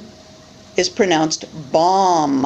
right? So we have, listen, comb with the vowel sound O, tomb with the vowel sound oo, and bomb with the vowel sound ah, bomb. Similarly, we could look at words that have an EA spelling, and we see a picture of a pear, right? The fruit, the pear, P-E-A-R, air, pear. And we have another picture. This one happens to be T-E-A-R, not pronounced tear. In this case, it happens to be pronounced tear. We do have the verb to tear a piece of paper, for example, but this one is when we cry a tear. So pear versus tear. And finally, one more example. If you're not already convinced that English spelling is not reflective of pronunciation, this one, double O, blood, right? And double O with food, right? So listen to the difference. Blood, oo, food. Listen to all of the words again. Comb, tomb, bomb. Pear, tear, blood, food. Very different pronunciations, despite the fact that the spelling of the words is the same. Thank you, Donna. Could you please keep the slide on for a moment? ค่ะอาจารย์คะอาจารย์ดอนน่าก็ยกตัวอย่างให้ดูนะคะโดยคำถามที่ว่า is English crazy นะคะคือเนี่ยแหละนะคะว่าความประหลาดของภาษาอังกฤษนะคะสะกดเหมือนกันนะคะใช้คำตัวสะกดเหมือนกันแต่ออกเสียงต่างกันโดยสิ้นเชิงนะคะในแถวแรกก็คำแรกคมใช่ไหมคะคมหวีแล้วก็tomb หลุมฝังศพใช่ไหมคะแล้วก็บอมระเบิดนะคะจะเห็นว่า OMB นะคะเหมือนกันลงท้ายนะคะแต่ออกเสียงต่างกันโดยสิ้นเชิงแถวที่2ก็ pear นะคะลูก pear แล้วก็ tear น้ำตานะคะลงท้าย EAR เหมือนกันแต่ออกเสียงไม่เหมือนกันเลยนะคะแถวที่3ก็คือ blood กับ food ก็อีกนะคะ OOD ลงท้ายนะคะแต่ออกเสียงต่างกันโดยสิ้นเชิงเพราะฉะนั้นอันนี้ก็เป็นข้อพิสูจน์ว่าภาษาอังกฤษเนี่ยเราจะไปพึ่งตัวสะกดตัวพยัญชนะที่ดูเหมือนกันและจะออกเสียงเหมือนกันไม่ได้นะคะจะต้องอาศัยที่เรียนรู้นะคะว่าออกเสียงจากตรงไหนแล้วก็ใช้อาจจะต้องมี phonetic symbol อะไรนะคะค่ะ Over to you, Donna. Okay, let's move on and look at some techniques that we can use that come to us again from the 1950s and 1960s. We're still talking about some of the traditional techniques that we can use for teaching pronunciation. Here we have the articulatory organs. Very important that we get students in touch with their articulatory organs, and this may involve getting them to touch things, getting them to feel things. For example, when we're talking about voiced or voiceless sounds, we want to have our students put their hands or their fingers on their throat and feel the difference between voiced, voiceless consonants like th, the, or f, v. Another way that you can have students do that is to put their fingers on their ears and hold their ears closed and feel the buzzing in their head. F, v, th, the. Right? So getting students familiar with their articulatory organs so that they don't think, like some of my students, that their tongues are too short to pronounce TH. This is the, I've mentioned these before. The next picture shows the sagittal diagrams of the positions of the tongue and the jaw and the lips in the pronunciation of various English vowel sounds. And you'll notice here, for example, on the far left at the top, this is the diagram that represents the vowel sound E. Notice how high the tongue is in the oral chamber. Notice that the tongue is almost touching the top of the roof of the mouth, as opposed to, on the far right, the vowel A. Look at how much lower the vowel sound is. So these are very, very helpful for us as teachers to show these pictures to our students so they can see the actual position of the tongue and the jaw in producing vowel sounds. I very often with my students ask them to put their hand underneath their chin like this. You might try this while I'm doing it right now. See if you can do this while I'm doing it. And try saying heed, hid, head, had. just like the ones on the top row on our PowerPoint. Heed, hid, head, had. And you'll notice that what happens is that your jaw drops progressively. That's why we talk about high, mid, and low vowels. And I'll be talking a lot more about this later on when we talk about vowel sounds. But just here, the importance of visual aids in reinforcing the articulatory organs for students. The very infamous vowel chart. Many of you are probably familiar with the vowel chart from your own learning of phonetics. So we see the high versus low vowels and the front versus back vowels in our vowel chart in the next picture. Thank you. So those are all visual aids that are useful for us in teaching. Thank you, Donna. Could you please repeat, because we don't see you, when you were demonstrating the 4 words. Sure. Let's try if we can put back the picture of the various vowels, and try putting your hand underneath your chin, just like this, everybody in the audience, and try saying E, I, ah. Try saying it with me. E, I,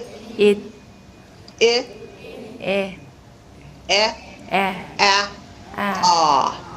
Or we can try it with the words. We can try heed, hid, head, had, hod. And what you notice is that your jaw drops progressively. If I turn to the side, you can see my jaw dropping. E, I, a, ah. I'm exaggerating it a little bit, but you should try, you can feel it yourself, right? And that's really the difference between high, mid, and low vowels. We're really talking about the progressive dropping of the jaw.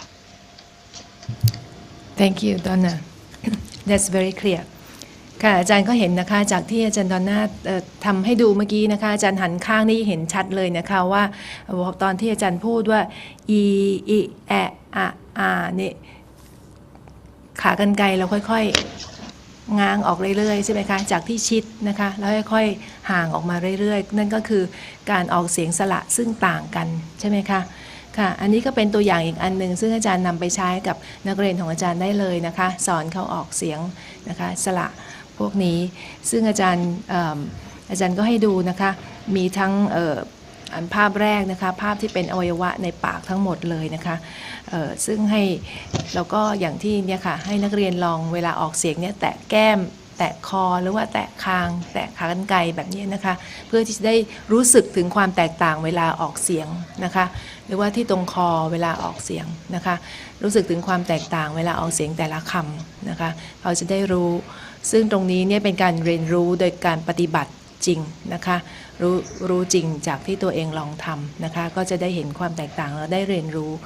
ค่ะแล้วก็อีกไดอะแกรมหนึ่งก็เป็น position ของลิ้นนะคะที่อาจารย์ทำให้ดูเมื่อกี้นะคะเนี่ยยิ่งเห็นชัดเลยนะคะ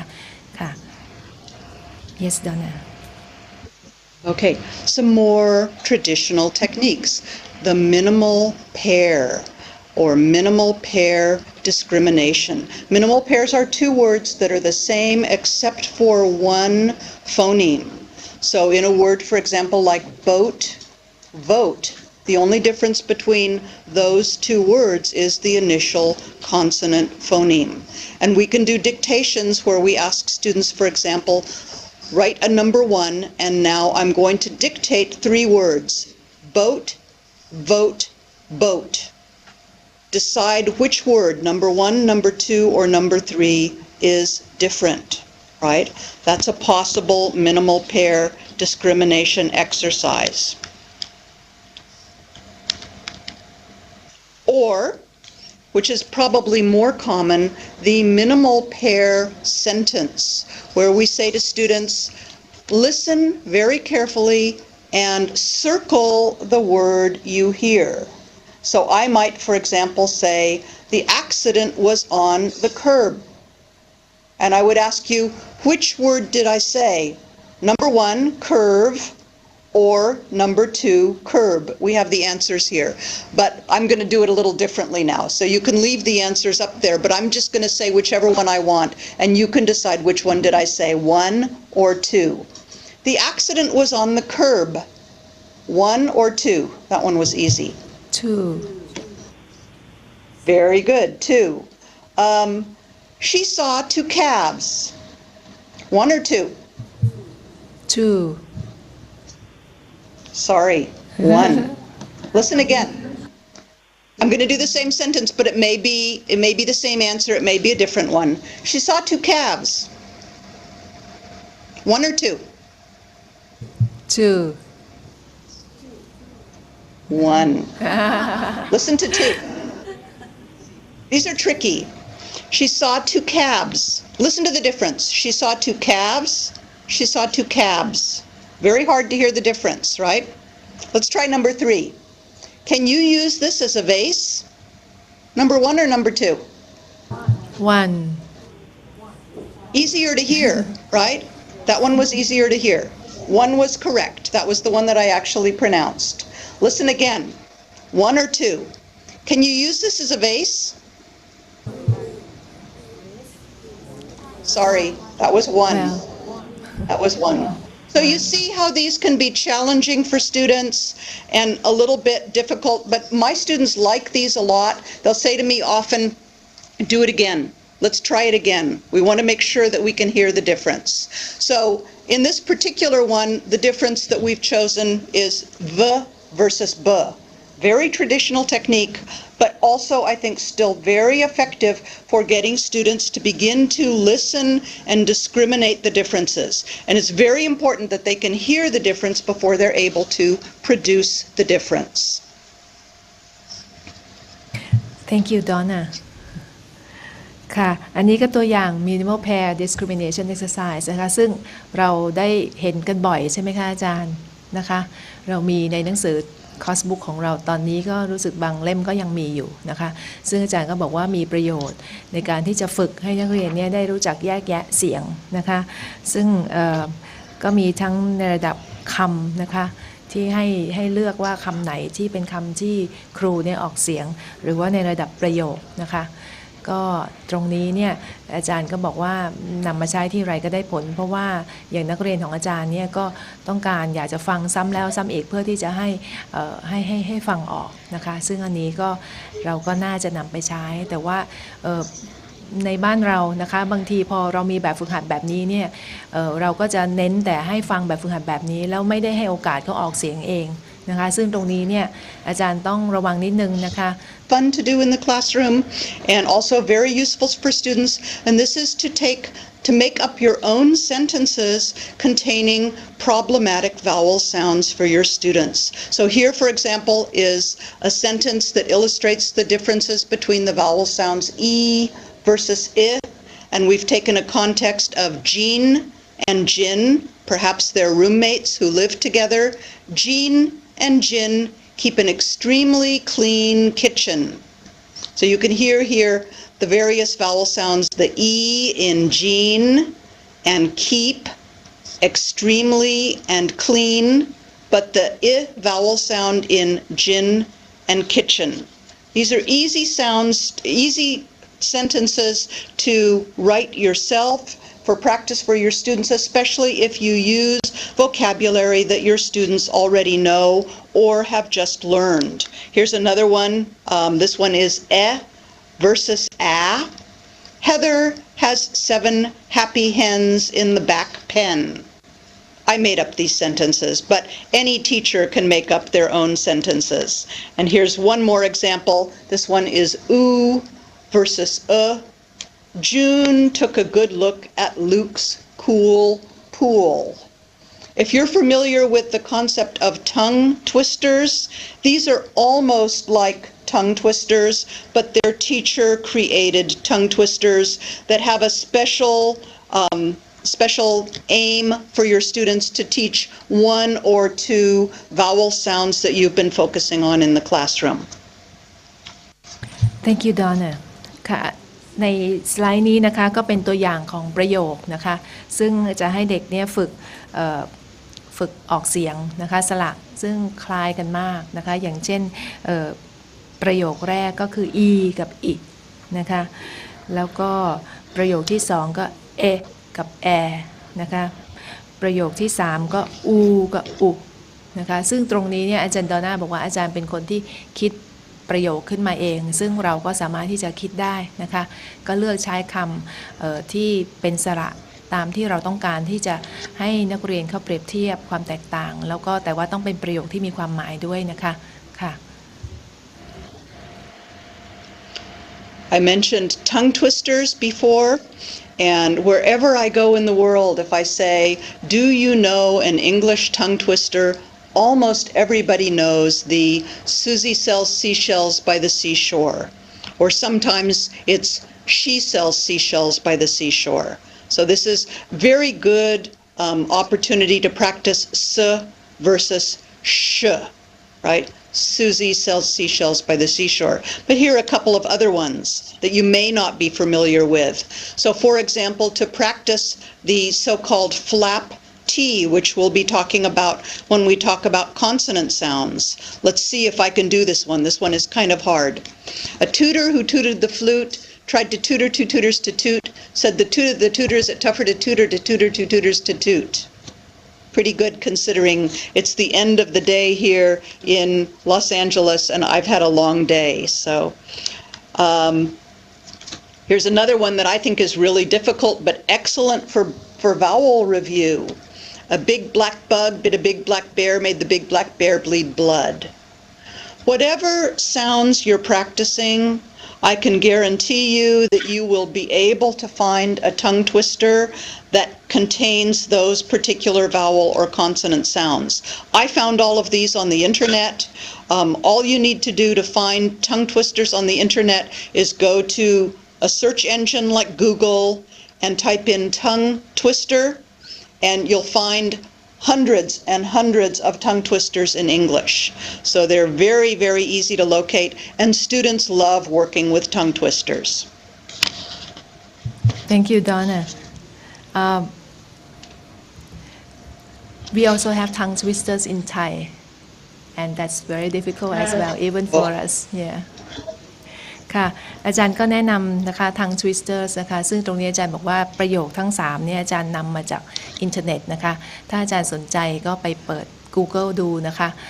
หาคำว่าทาง Twisters นะคะแล้วก็เพื่อที่จะเลือกประโยคที่ไม่ยากไม่ง่ายแต่ว่าสามารถที่จะนำมาใช้สอนวิธีการออกเสียงได้เช่นนี้นะคะ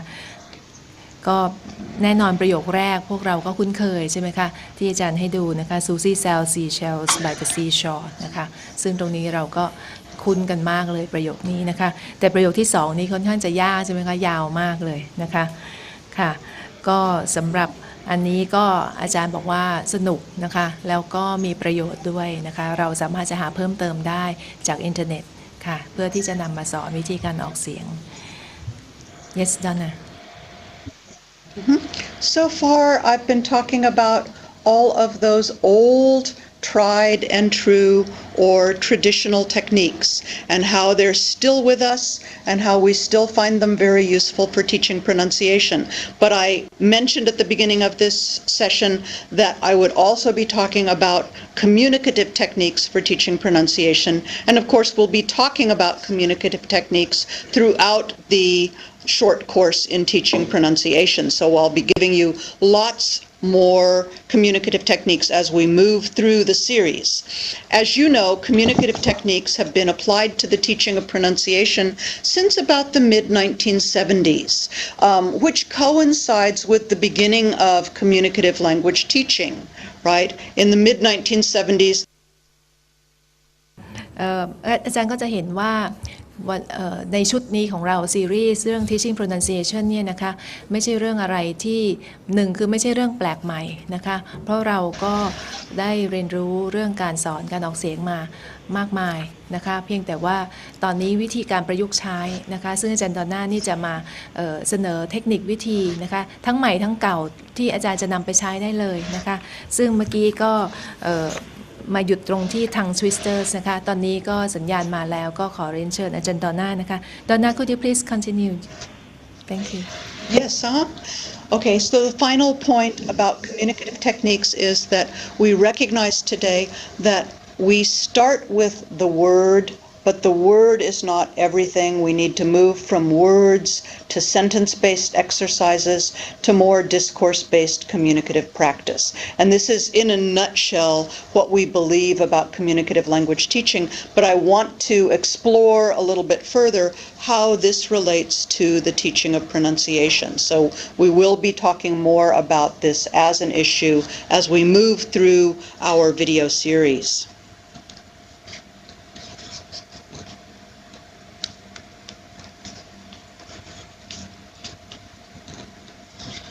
Okay,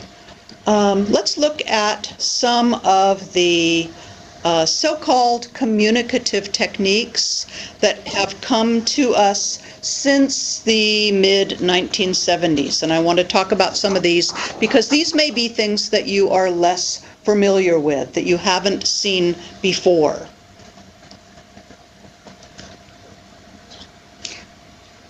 If we can move on, yeah. So what you see on your screen now are what I'm calling gadgets. Gadgets is kind of an interesting concept. It's a concept that comes to us from Judy Gilbert, who is a pronunciation specialist. She wrote an article in 1991 where she espoused the use of gadgets in the classroom. And one of the things that we know is that gadgets help reinforce. Remember, I talked previously about the fact that pronunciation is not just cognitive. Pronunciation is a motor activity. And so one of the things that we do is we need to bring things into the classroom that reinforce that motor aspect of teaching. For example, let's look here at the rubber band. You see a picture of the rubber band. And notice that I now have a rubber band in my hand and I'm stretching it. This is something that every teacher can bring into the classroom when we talk about the teaching of vowel sounds. And we talked already about the difficulty of teaching vowels in English. When we say e, I, e, I, leave, live, leave, live. This is a very, very good way of demonstrating that sort of motor aspect of the vowels in English. So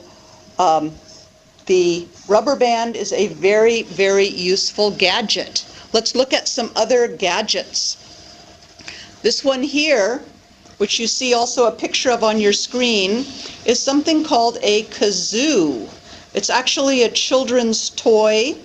And one of the things that we can do with kazoos in the classroom is we can work with intonation. For example, if I want to reinforce for my students the intonation of good morning, I can use the kazoo to exaggerate the intonational contour. Listen to the following. Good morning, good morning. The kazoo distorts the actual words so that we can hear the intonation contour better. For example, if I want to say, I'd like some cookies. I'd like some cookies. You can hear that rising, falling intonation pattern much better by using the kazoo. Here's another gadget. This is one of the cheapest gadgets that a teacher can buy, and that is the strip of paper. This is very useful when I demonstrate aspiration in English. So look at the difference with what happens with the paper when I demonstrate the difference between T at the beginning of a word and T at the end of a word. And again, this is something we're going to be talking a lot more about when we talk about consonant sounds. Look at what happens to the paper. Time. Time. Can you see the paper moving? Time. Time.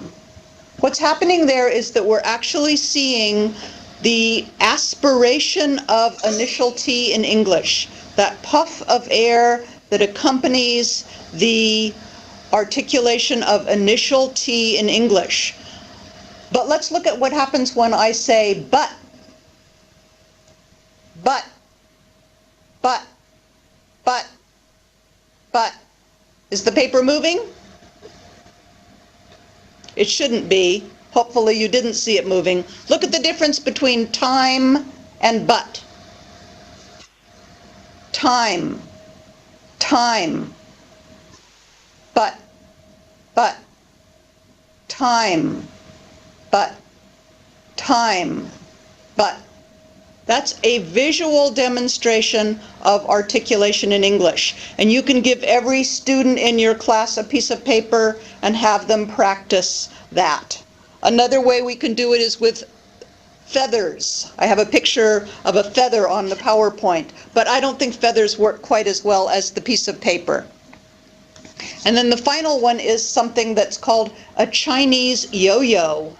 And I learned this technique from another teacher who said she uses it to work with sentence stress. So, for example, if I want to say, I'd like to go to Paris, I can use the Chinese yo-yo and say, I'd like to go to Paris. And that way I'm illustrating sentence stress in English, which is a topic we're going to be talking more about when we start talking about rhythm and stress in one of our future sessions. Naraporn, back to you. Yeah, thank you. That's very clear demonstration, and it's very useful. I think you can go on with your slides. Okay. We looked before at minimal pair words, and I said that one of the things we can do is we can update the minimal pair drill. Here's an updated idea for using minimal pair words in a more game-like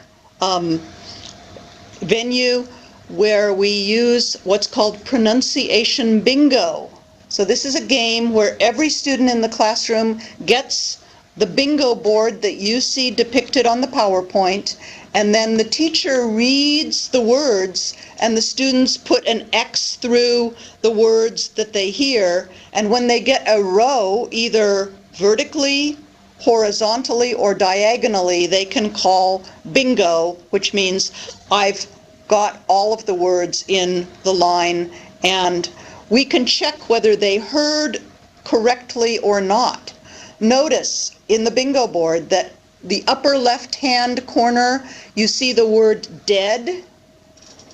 but in column 4, over on the right, notice that we also have the word dad. So this is a listening discrimination exercise. Did the student hear correctly dead when I said dead, or perhaps they misheard it and marked the word dad? So this is a way of just checking students' ability to hear the distinctions between words.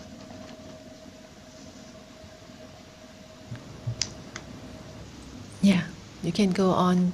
Donna. Okay. Yeah. Okay, rhythm drills. Some of you may be familiar with the rhythm of English and the fact that in English we have what is called stress-timed rhythm, which means we have a very strong beat, and then we also have beats that are unaccented or less accented. Lots of times teachers do these rhythm drills with their students by asking the students to clap in time with them. So I could say, you can try this with me if you'd like, cows eat grass. Everybody try this. Cows eat grass. Notice, however, if I keep the same rhythm, but I make the sentence more complicated, I keep the same rhythm, and I'm going to have to squeeze those unstressed words into the same rhythmic pattern. So listen to this. Cows eat grass. The cows eat the grass. The cows have eaten the grass. The cows will have eaten the grass. The cows couldn't have eaten the grass, right? These are excellent opportunities for getting your students to understand stress, unstress in English, something that we'll be talking a lot more about when we get into the topic of rhythm and stress. And a similar one with cats and mice. We have, on the next slide, cats eat mice, the cats eat the mice, the cats have eaten the mice, the cats will have eaten the mice, the cats couldn't have eaten the mice, right? You can do these with different words, but the main point is to reinforce the rhythmic structure of English. Narapon, you want me to Yeah. move on or you want to translate there? Move on? Just a little bit here yeah ค่ะอาจารย์ Okay. ดอนน่าก็ให้คำนะคะเพื่อที่จะถ้าคำที่เน้นหนักเนี่ยคุณอาจารย์ก็จะเห็นนะคะเป็นตัวพิมพ์ใหญ่นะคะแล้วก็ปรบมือเฉพาะคำที่เน้นหนักเพราะฉะนั้นคำตัวเล็กๆเนี่ยต้องอาจารย์บอกต้องพยายาม squeeze เข้าไปนะคะเวลาพูดก็คือไม่เน้นเสียงนะคะ go on please The rhythmic pattern of English is something that is very, very difficult for many students from various language backgrounds to achieve. Again, because of this stress, unstress, and the fact that in English we expect as listeners to hear the rhythmic pattern. One of the ways that you can get students to feel comfortable with this is by doing what we call congruent pattern drills. And so what we have is a number of sentences that share the same rhythmic pattern. Again, these are very good to do as clapping drills or having your students tap a pencil on the table. We can tap out the pattern or we can clap out the pattern. I'm going to clap it for you right now so you can see how we could conduct this in class. I need a pound of butter. Notice that the strongest stress or the prominent element is that next to the last element. Listen, I'm going to just clap the pattern first.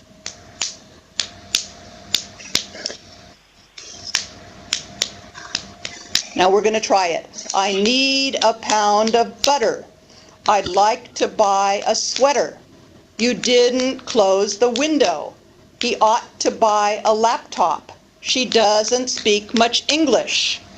Right? Can you hear that rhythmic pattern is exactly the same? Now we did it very, very slowly just now. But one of the things that we can do is make it a little bit faster and a little bit faster until our students are really forced to reduce those words that don't receive stress and place the stronger stress on the words that are supposed to receive stress in English. So listen to me do them just a little bit faster. I need a pound of butter. I'd like to buy a sweater. You didn't close the window. He ought to buy a laptop. She doesn't speak much English. Right? Hear that it sounds more and more natural the faster we do it. So that's congruent pattern drills.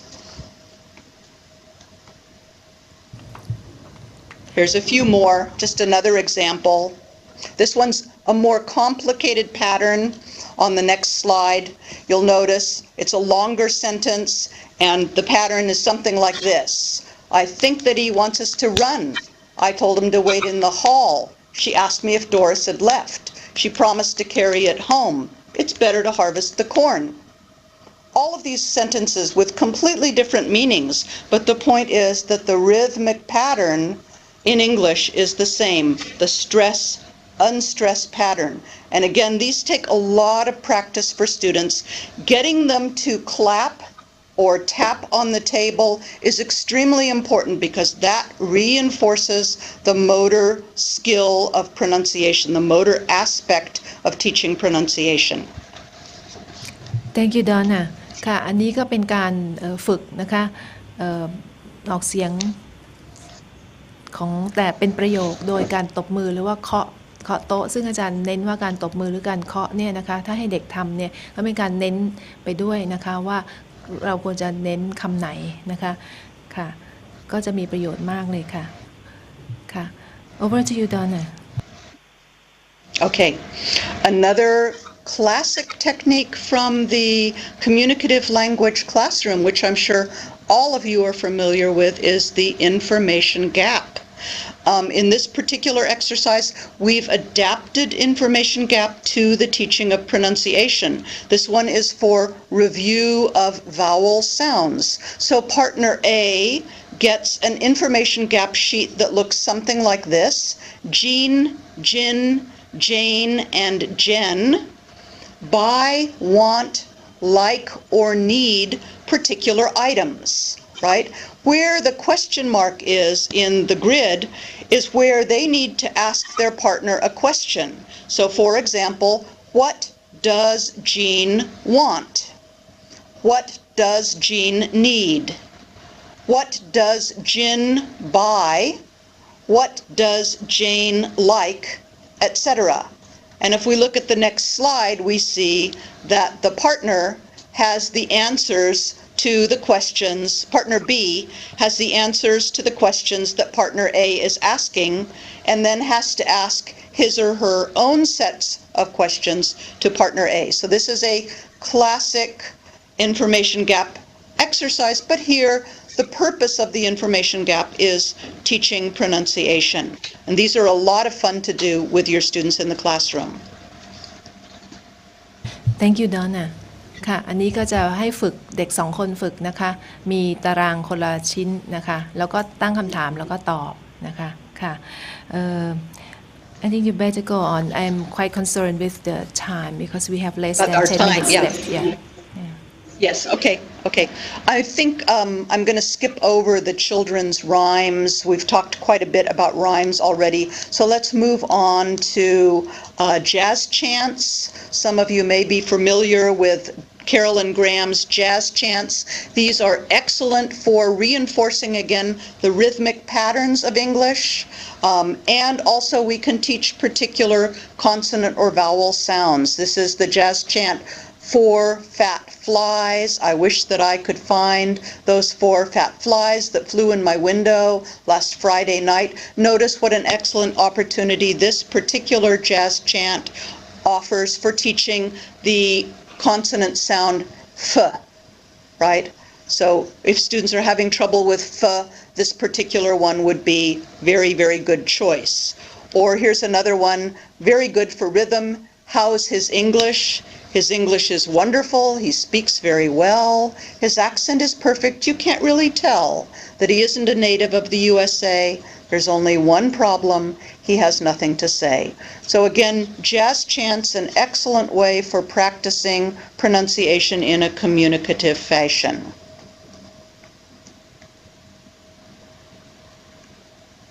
Okay.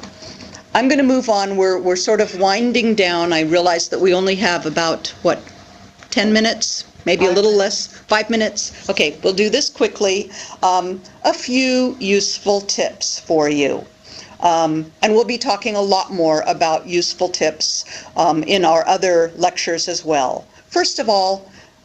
most importantly, don't try to teach everything all at once. Introduce sounds gradually, and when you've introduced a sound, be sure that you recycle it and teach it again and again until you feel that students are really comfortable with it. This idea of recycling is very, very key in teaching pronunciation.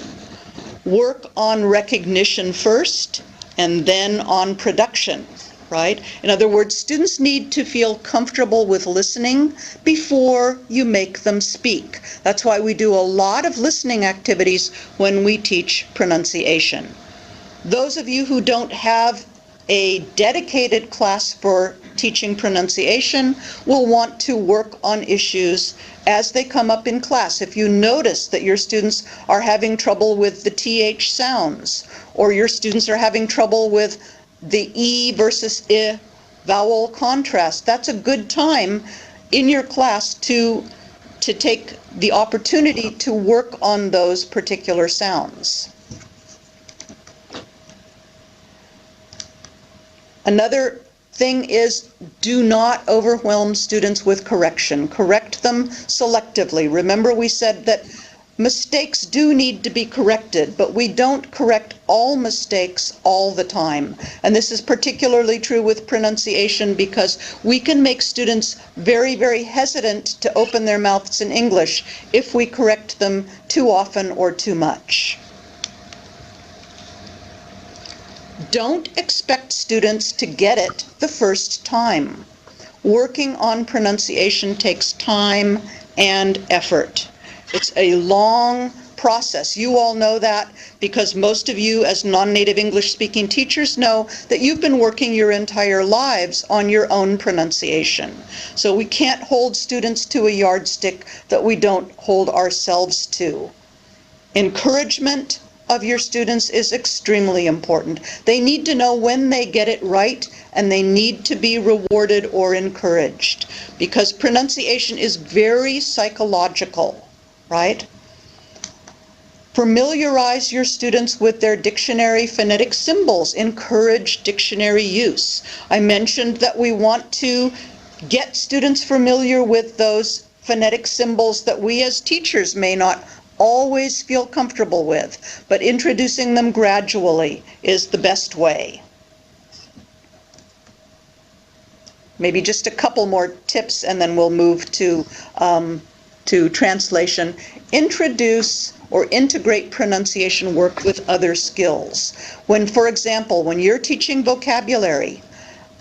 work with difficult sounds and word stress. That's an excellent time to take time out to focus on pronunciation, because we don't teach words in isolation. When you're teaching grammar, and we're going to be talking more about this when we talk about the intersections of pronunciation with other skill areas. Work on difficult to pronounce grammatical endings, such as ed or s. These are very often things that students have difficulty pronouncing, right? And when having students work, read aloud, work with tone units, prominence, and intonation. These are things that you can help students with, even if you don't have a dedicated class for teaching pronunciation. I think I'll stop there, Narapon, for you. Thank you ค่ะทั้งหมดนี้ก็เป็นทิปส์นะคะเป็นเทคนิคนะคะที่แนะนำวิธีการสอนนะคะอย่างแรกก็คืออย่าสอนทุกอย่างในคราวเดียวนะคะต้องค่อยๆสอนและอาจารย์ดอนน่าบอกว่ารีไซเคิลเนี่ยนะคะเป็นประเด็นสำคัญเลยนะคะในการสอนทักษะการออกเสียงคือให้เด็กได้ฝึกออกเสียงบ่อยๆนะคะกลับมาฝึกอยู่บ่อยๆนะคะเมื่อเจอคำนั้นนะคะแต่ไม่ใช่ว่าสอนทุกอย่างในคราวเดียวอย่างที่สองก็คือว่าถ้าให้เด็กเนี่ยได้รู้จักคำก่อนรู้จักการออกเสียงก่อนอย่างเช่นฝึกเมื่อกี้เนี่ยที่ครูออกเสียงให้ฟังเป็น minimal pair discrimination exercise พวกนั้นจะการแยกแยะการออกเสียงเมื่อฝึกฟังนะคะแยกเสียงออกแล้วนะคะก็ค่อยไปสอนให้เด็กนี่ได้ออกเสียงเองนะคะอย่างที่3ก็คือให้ดูว่านักเรียนของเรามีปัญหาคำไหนโดยเฉพาะไหมนะคะแล้วก็ให้สอนเพิ่มฝึกเพิ่มในภายหลังนะคะเมื่อเจอคำนั้นที่นักเรียนมีปัญหาข้อที่4คืออย่าแก้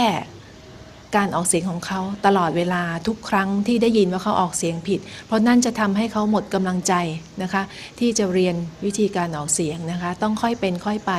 นะครับต้องคิดเสมอว่าแม้แต่ตัวเราก็ยังออกเสียงได้ไม่สมบูรณ์ใช่ไหมคะแล้วก็อย่างที่5นะคะคือว่าอย่าหวังว่าเพราะฉะนั้นอย่าหวังว่านักเรียนเนี่ยจะออกเสียงได้ในครั้งแรกนะคะสอนแค่ครั้งแรกออกเสียง th เนี่ยเป็นต้นก็อาจจะยังออกเสียงไม่ได้นะคะเพราะนั้นก็ต้องค่อยๆสอนไปอาจารย์บอกว่าเป็น long term effort นะคะคือเป็นความต้องมีความพยายามทั้งครูและทั้งนักเรียนนะคะในการเรียนรู้ในการสอนการออกเสียงนี่นะคะในระยะยาวไม่ใช่จะได้แค่วัน2วันเดือน2เดือนนะคะแล้วก็ประการที่6ก็คือว่าต้องให้กำลังใจนักเรียนอยู่เสมอให้รางวัลบ้างนะคะถ้าเขาทำได้ออกเสียงได้นะคะเพราะว่าการออกเสียงนี้อาจารย์บอกว่ามันเกี่ยวกับจิตใจด้วยนะคะไม่ใช่ว่าเหมือนกับรู้ grammar และทำ grammar ได้ไม่ใช่นะคะประการที่7ก็คือให้นักเรียนคุ้นเคยกับ phonetic symbols นะคะโดยเฉพาะอย่างเช่นใน dictionary ซึ่งเรามีประจำไว้ที่ห้องหรือนักเรียนมีหรือในห้องสมุดของเรานะคะให้คุ้นเคยไว้บ้างนะคะเพื่อที่จะได้เรียนรู้ได้ดียิ่งขึ้นแล้วก็ประการสุดท้ายคือให้ผสมผสานนะคะการสอนการออกเสียงนี้กับทุกทักษะนะคะอย่างเช่นเมื่อเราสอน vocabulary นะคะสอนคำศัพท์เราก็ให้เขาหัดออกเสียงด้วยเมื่อเราสอน grammar เราก็ให้เขาลองดูความแตกต่างออกเสียงความแตกต่างในของ past tense กับ present tense อย่างนี้เป็นต้นลงท้ายด้วย ed กับลงท้ายด้วย s นะคะแล้วก็ควรจะออกเสียงให้มีความหมายนะคะตามคำแล้วก็ประโยคนะคะไม่ใช่ออกเสียงเป็นเดี่ยวๆนะคะคำที่ไม่มีความหมายเด็กเขาก็จะจำไม่ได้นะคะหรืออย่างใช้tongue twisterเมื่อกี้มาช่วยก็จะดีนะคะ Yes Donna you want to wrap up Yes I want to wrap up. I have just a few parting shots to wind down today's presentation, and I am looking forward to future sessions with all of you. Just a few parting shots, few last words of wisdom. First of all, when we're teaching pronunciation, we need to make it visual. We need to use all sorts of different things. I've given you some ideas already of what we can do to make teaching pronunciation as visual as possible, including strips of paper, rubber bands, feathers, flashcards, blackboard illustrations, etc. So make it visual, number one. Number two, make it kinesthetic, right? When I say kinesthetic, make your students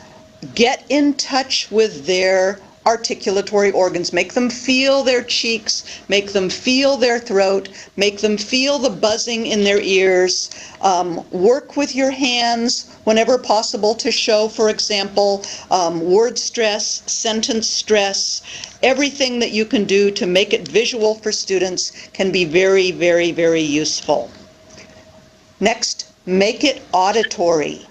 right? I mentioned this idea of clapping or tapping. I like to use the metronome, which is something, if any of you practiced piano when you were younger, the metronome is something that keeps the rhythm. Today you can find online metronomes. I mentioned the kazoo. Podcasts can be very, very useful for students.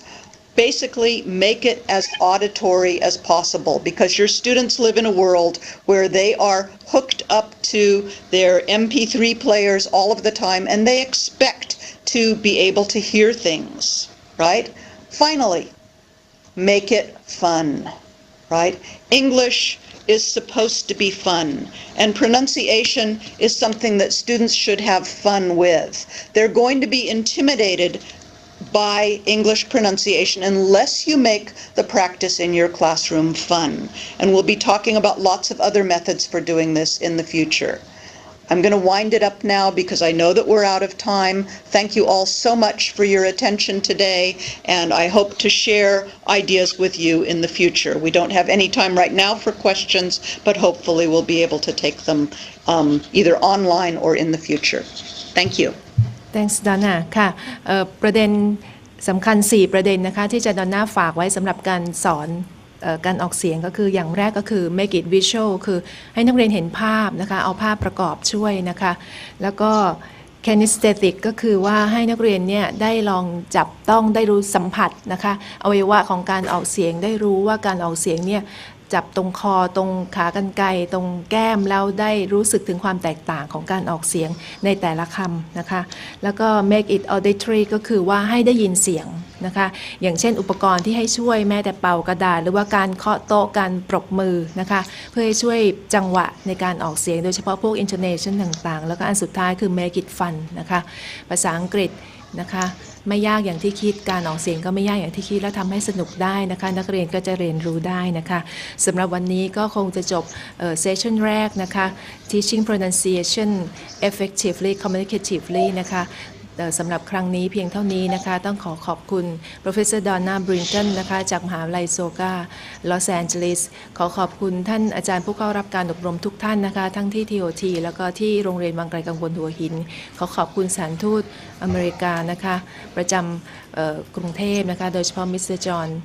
สแกโกขอบคุณบริษัท TOT จำกัดมหาชนที่ให้ความช่วยเหลือนะคะอำนวยความสะดวกในการถ่ายทอดแล้วก็ขอบคุณสถานีที่หัวหินด้วยค่ะขอบคุณค่ะสวัสดีค่ะจนกว่าจะพบกันใหม่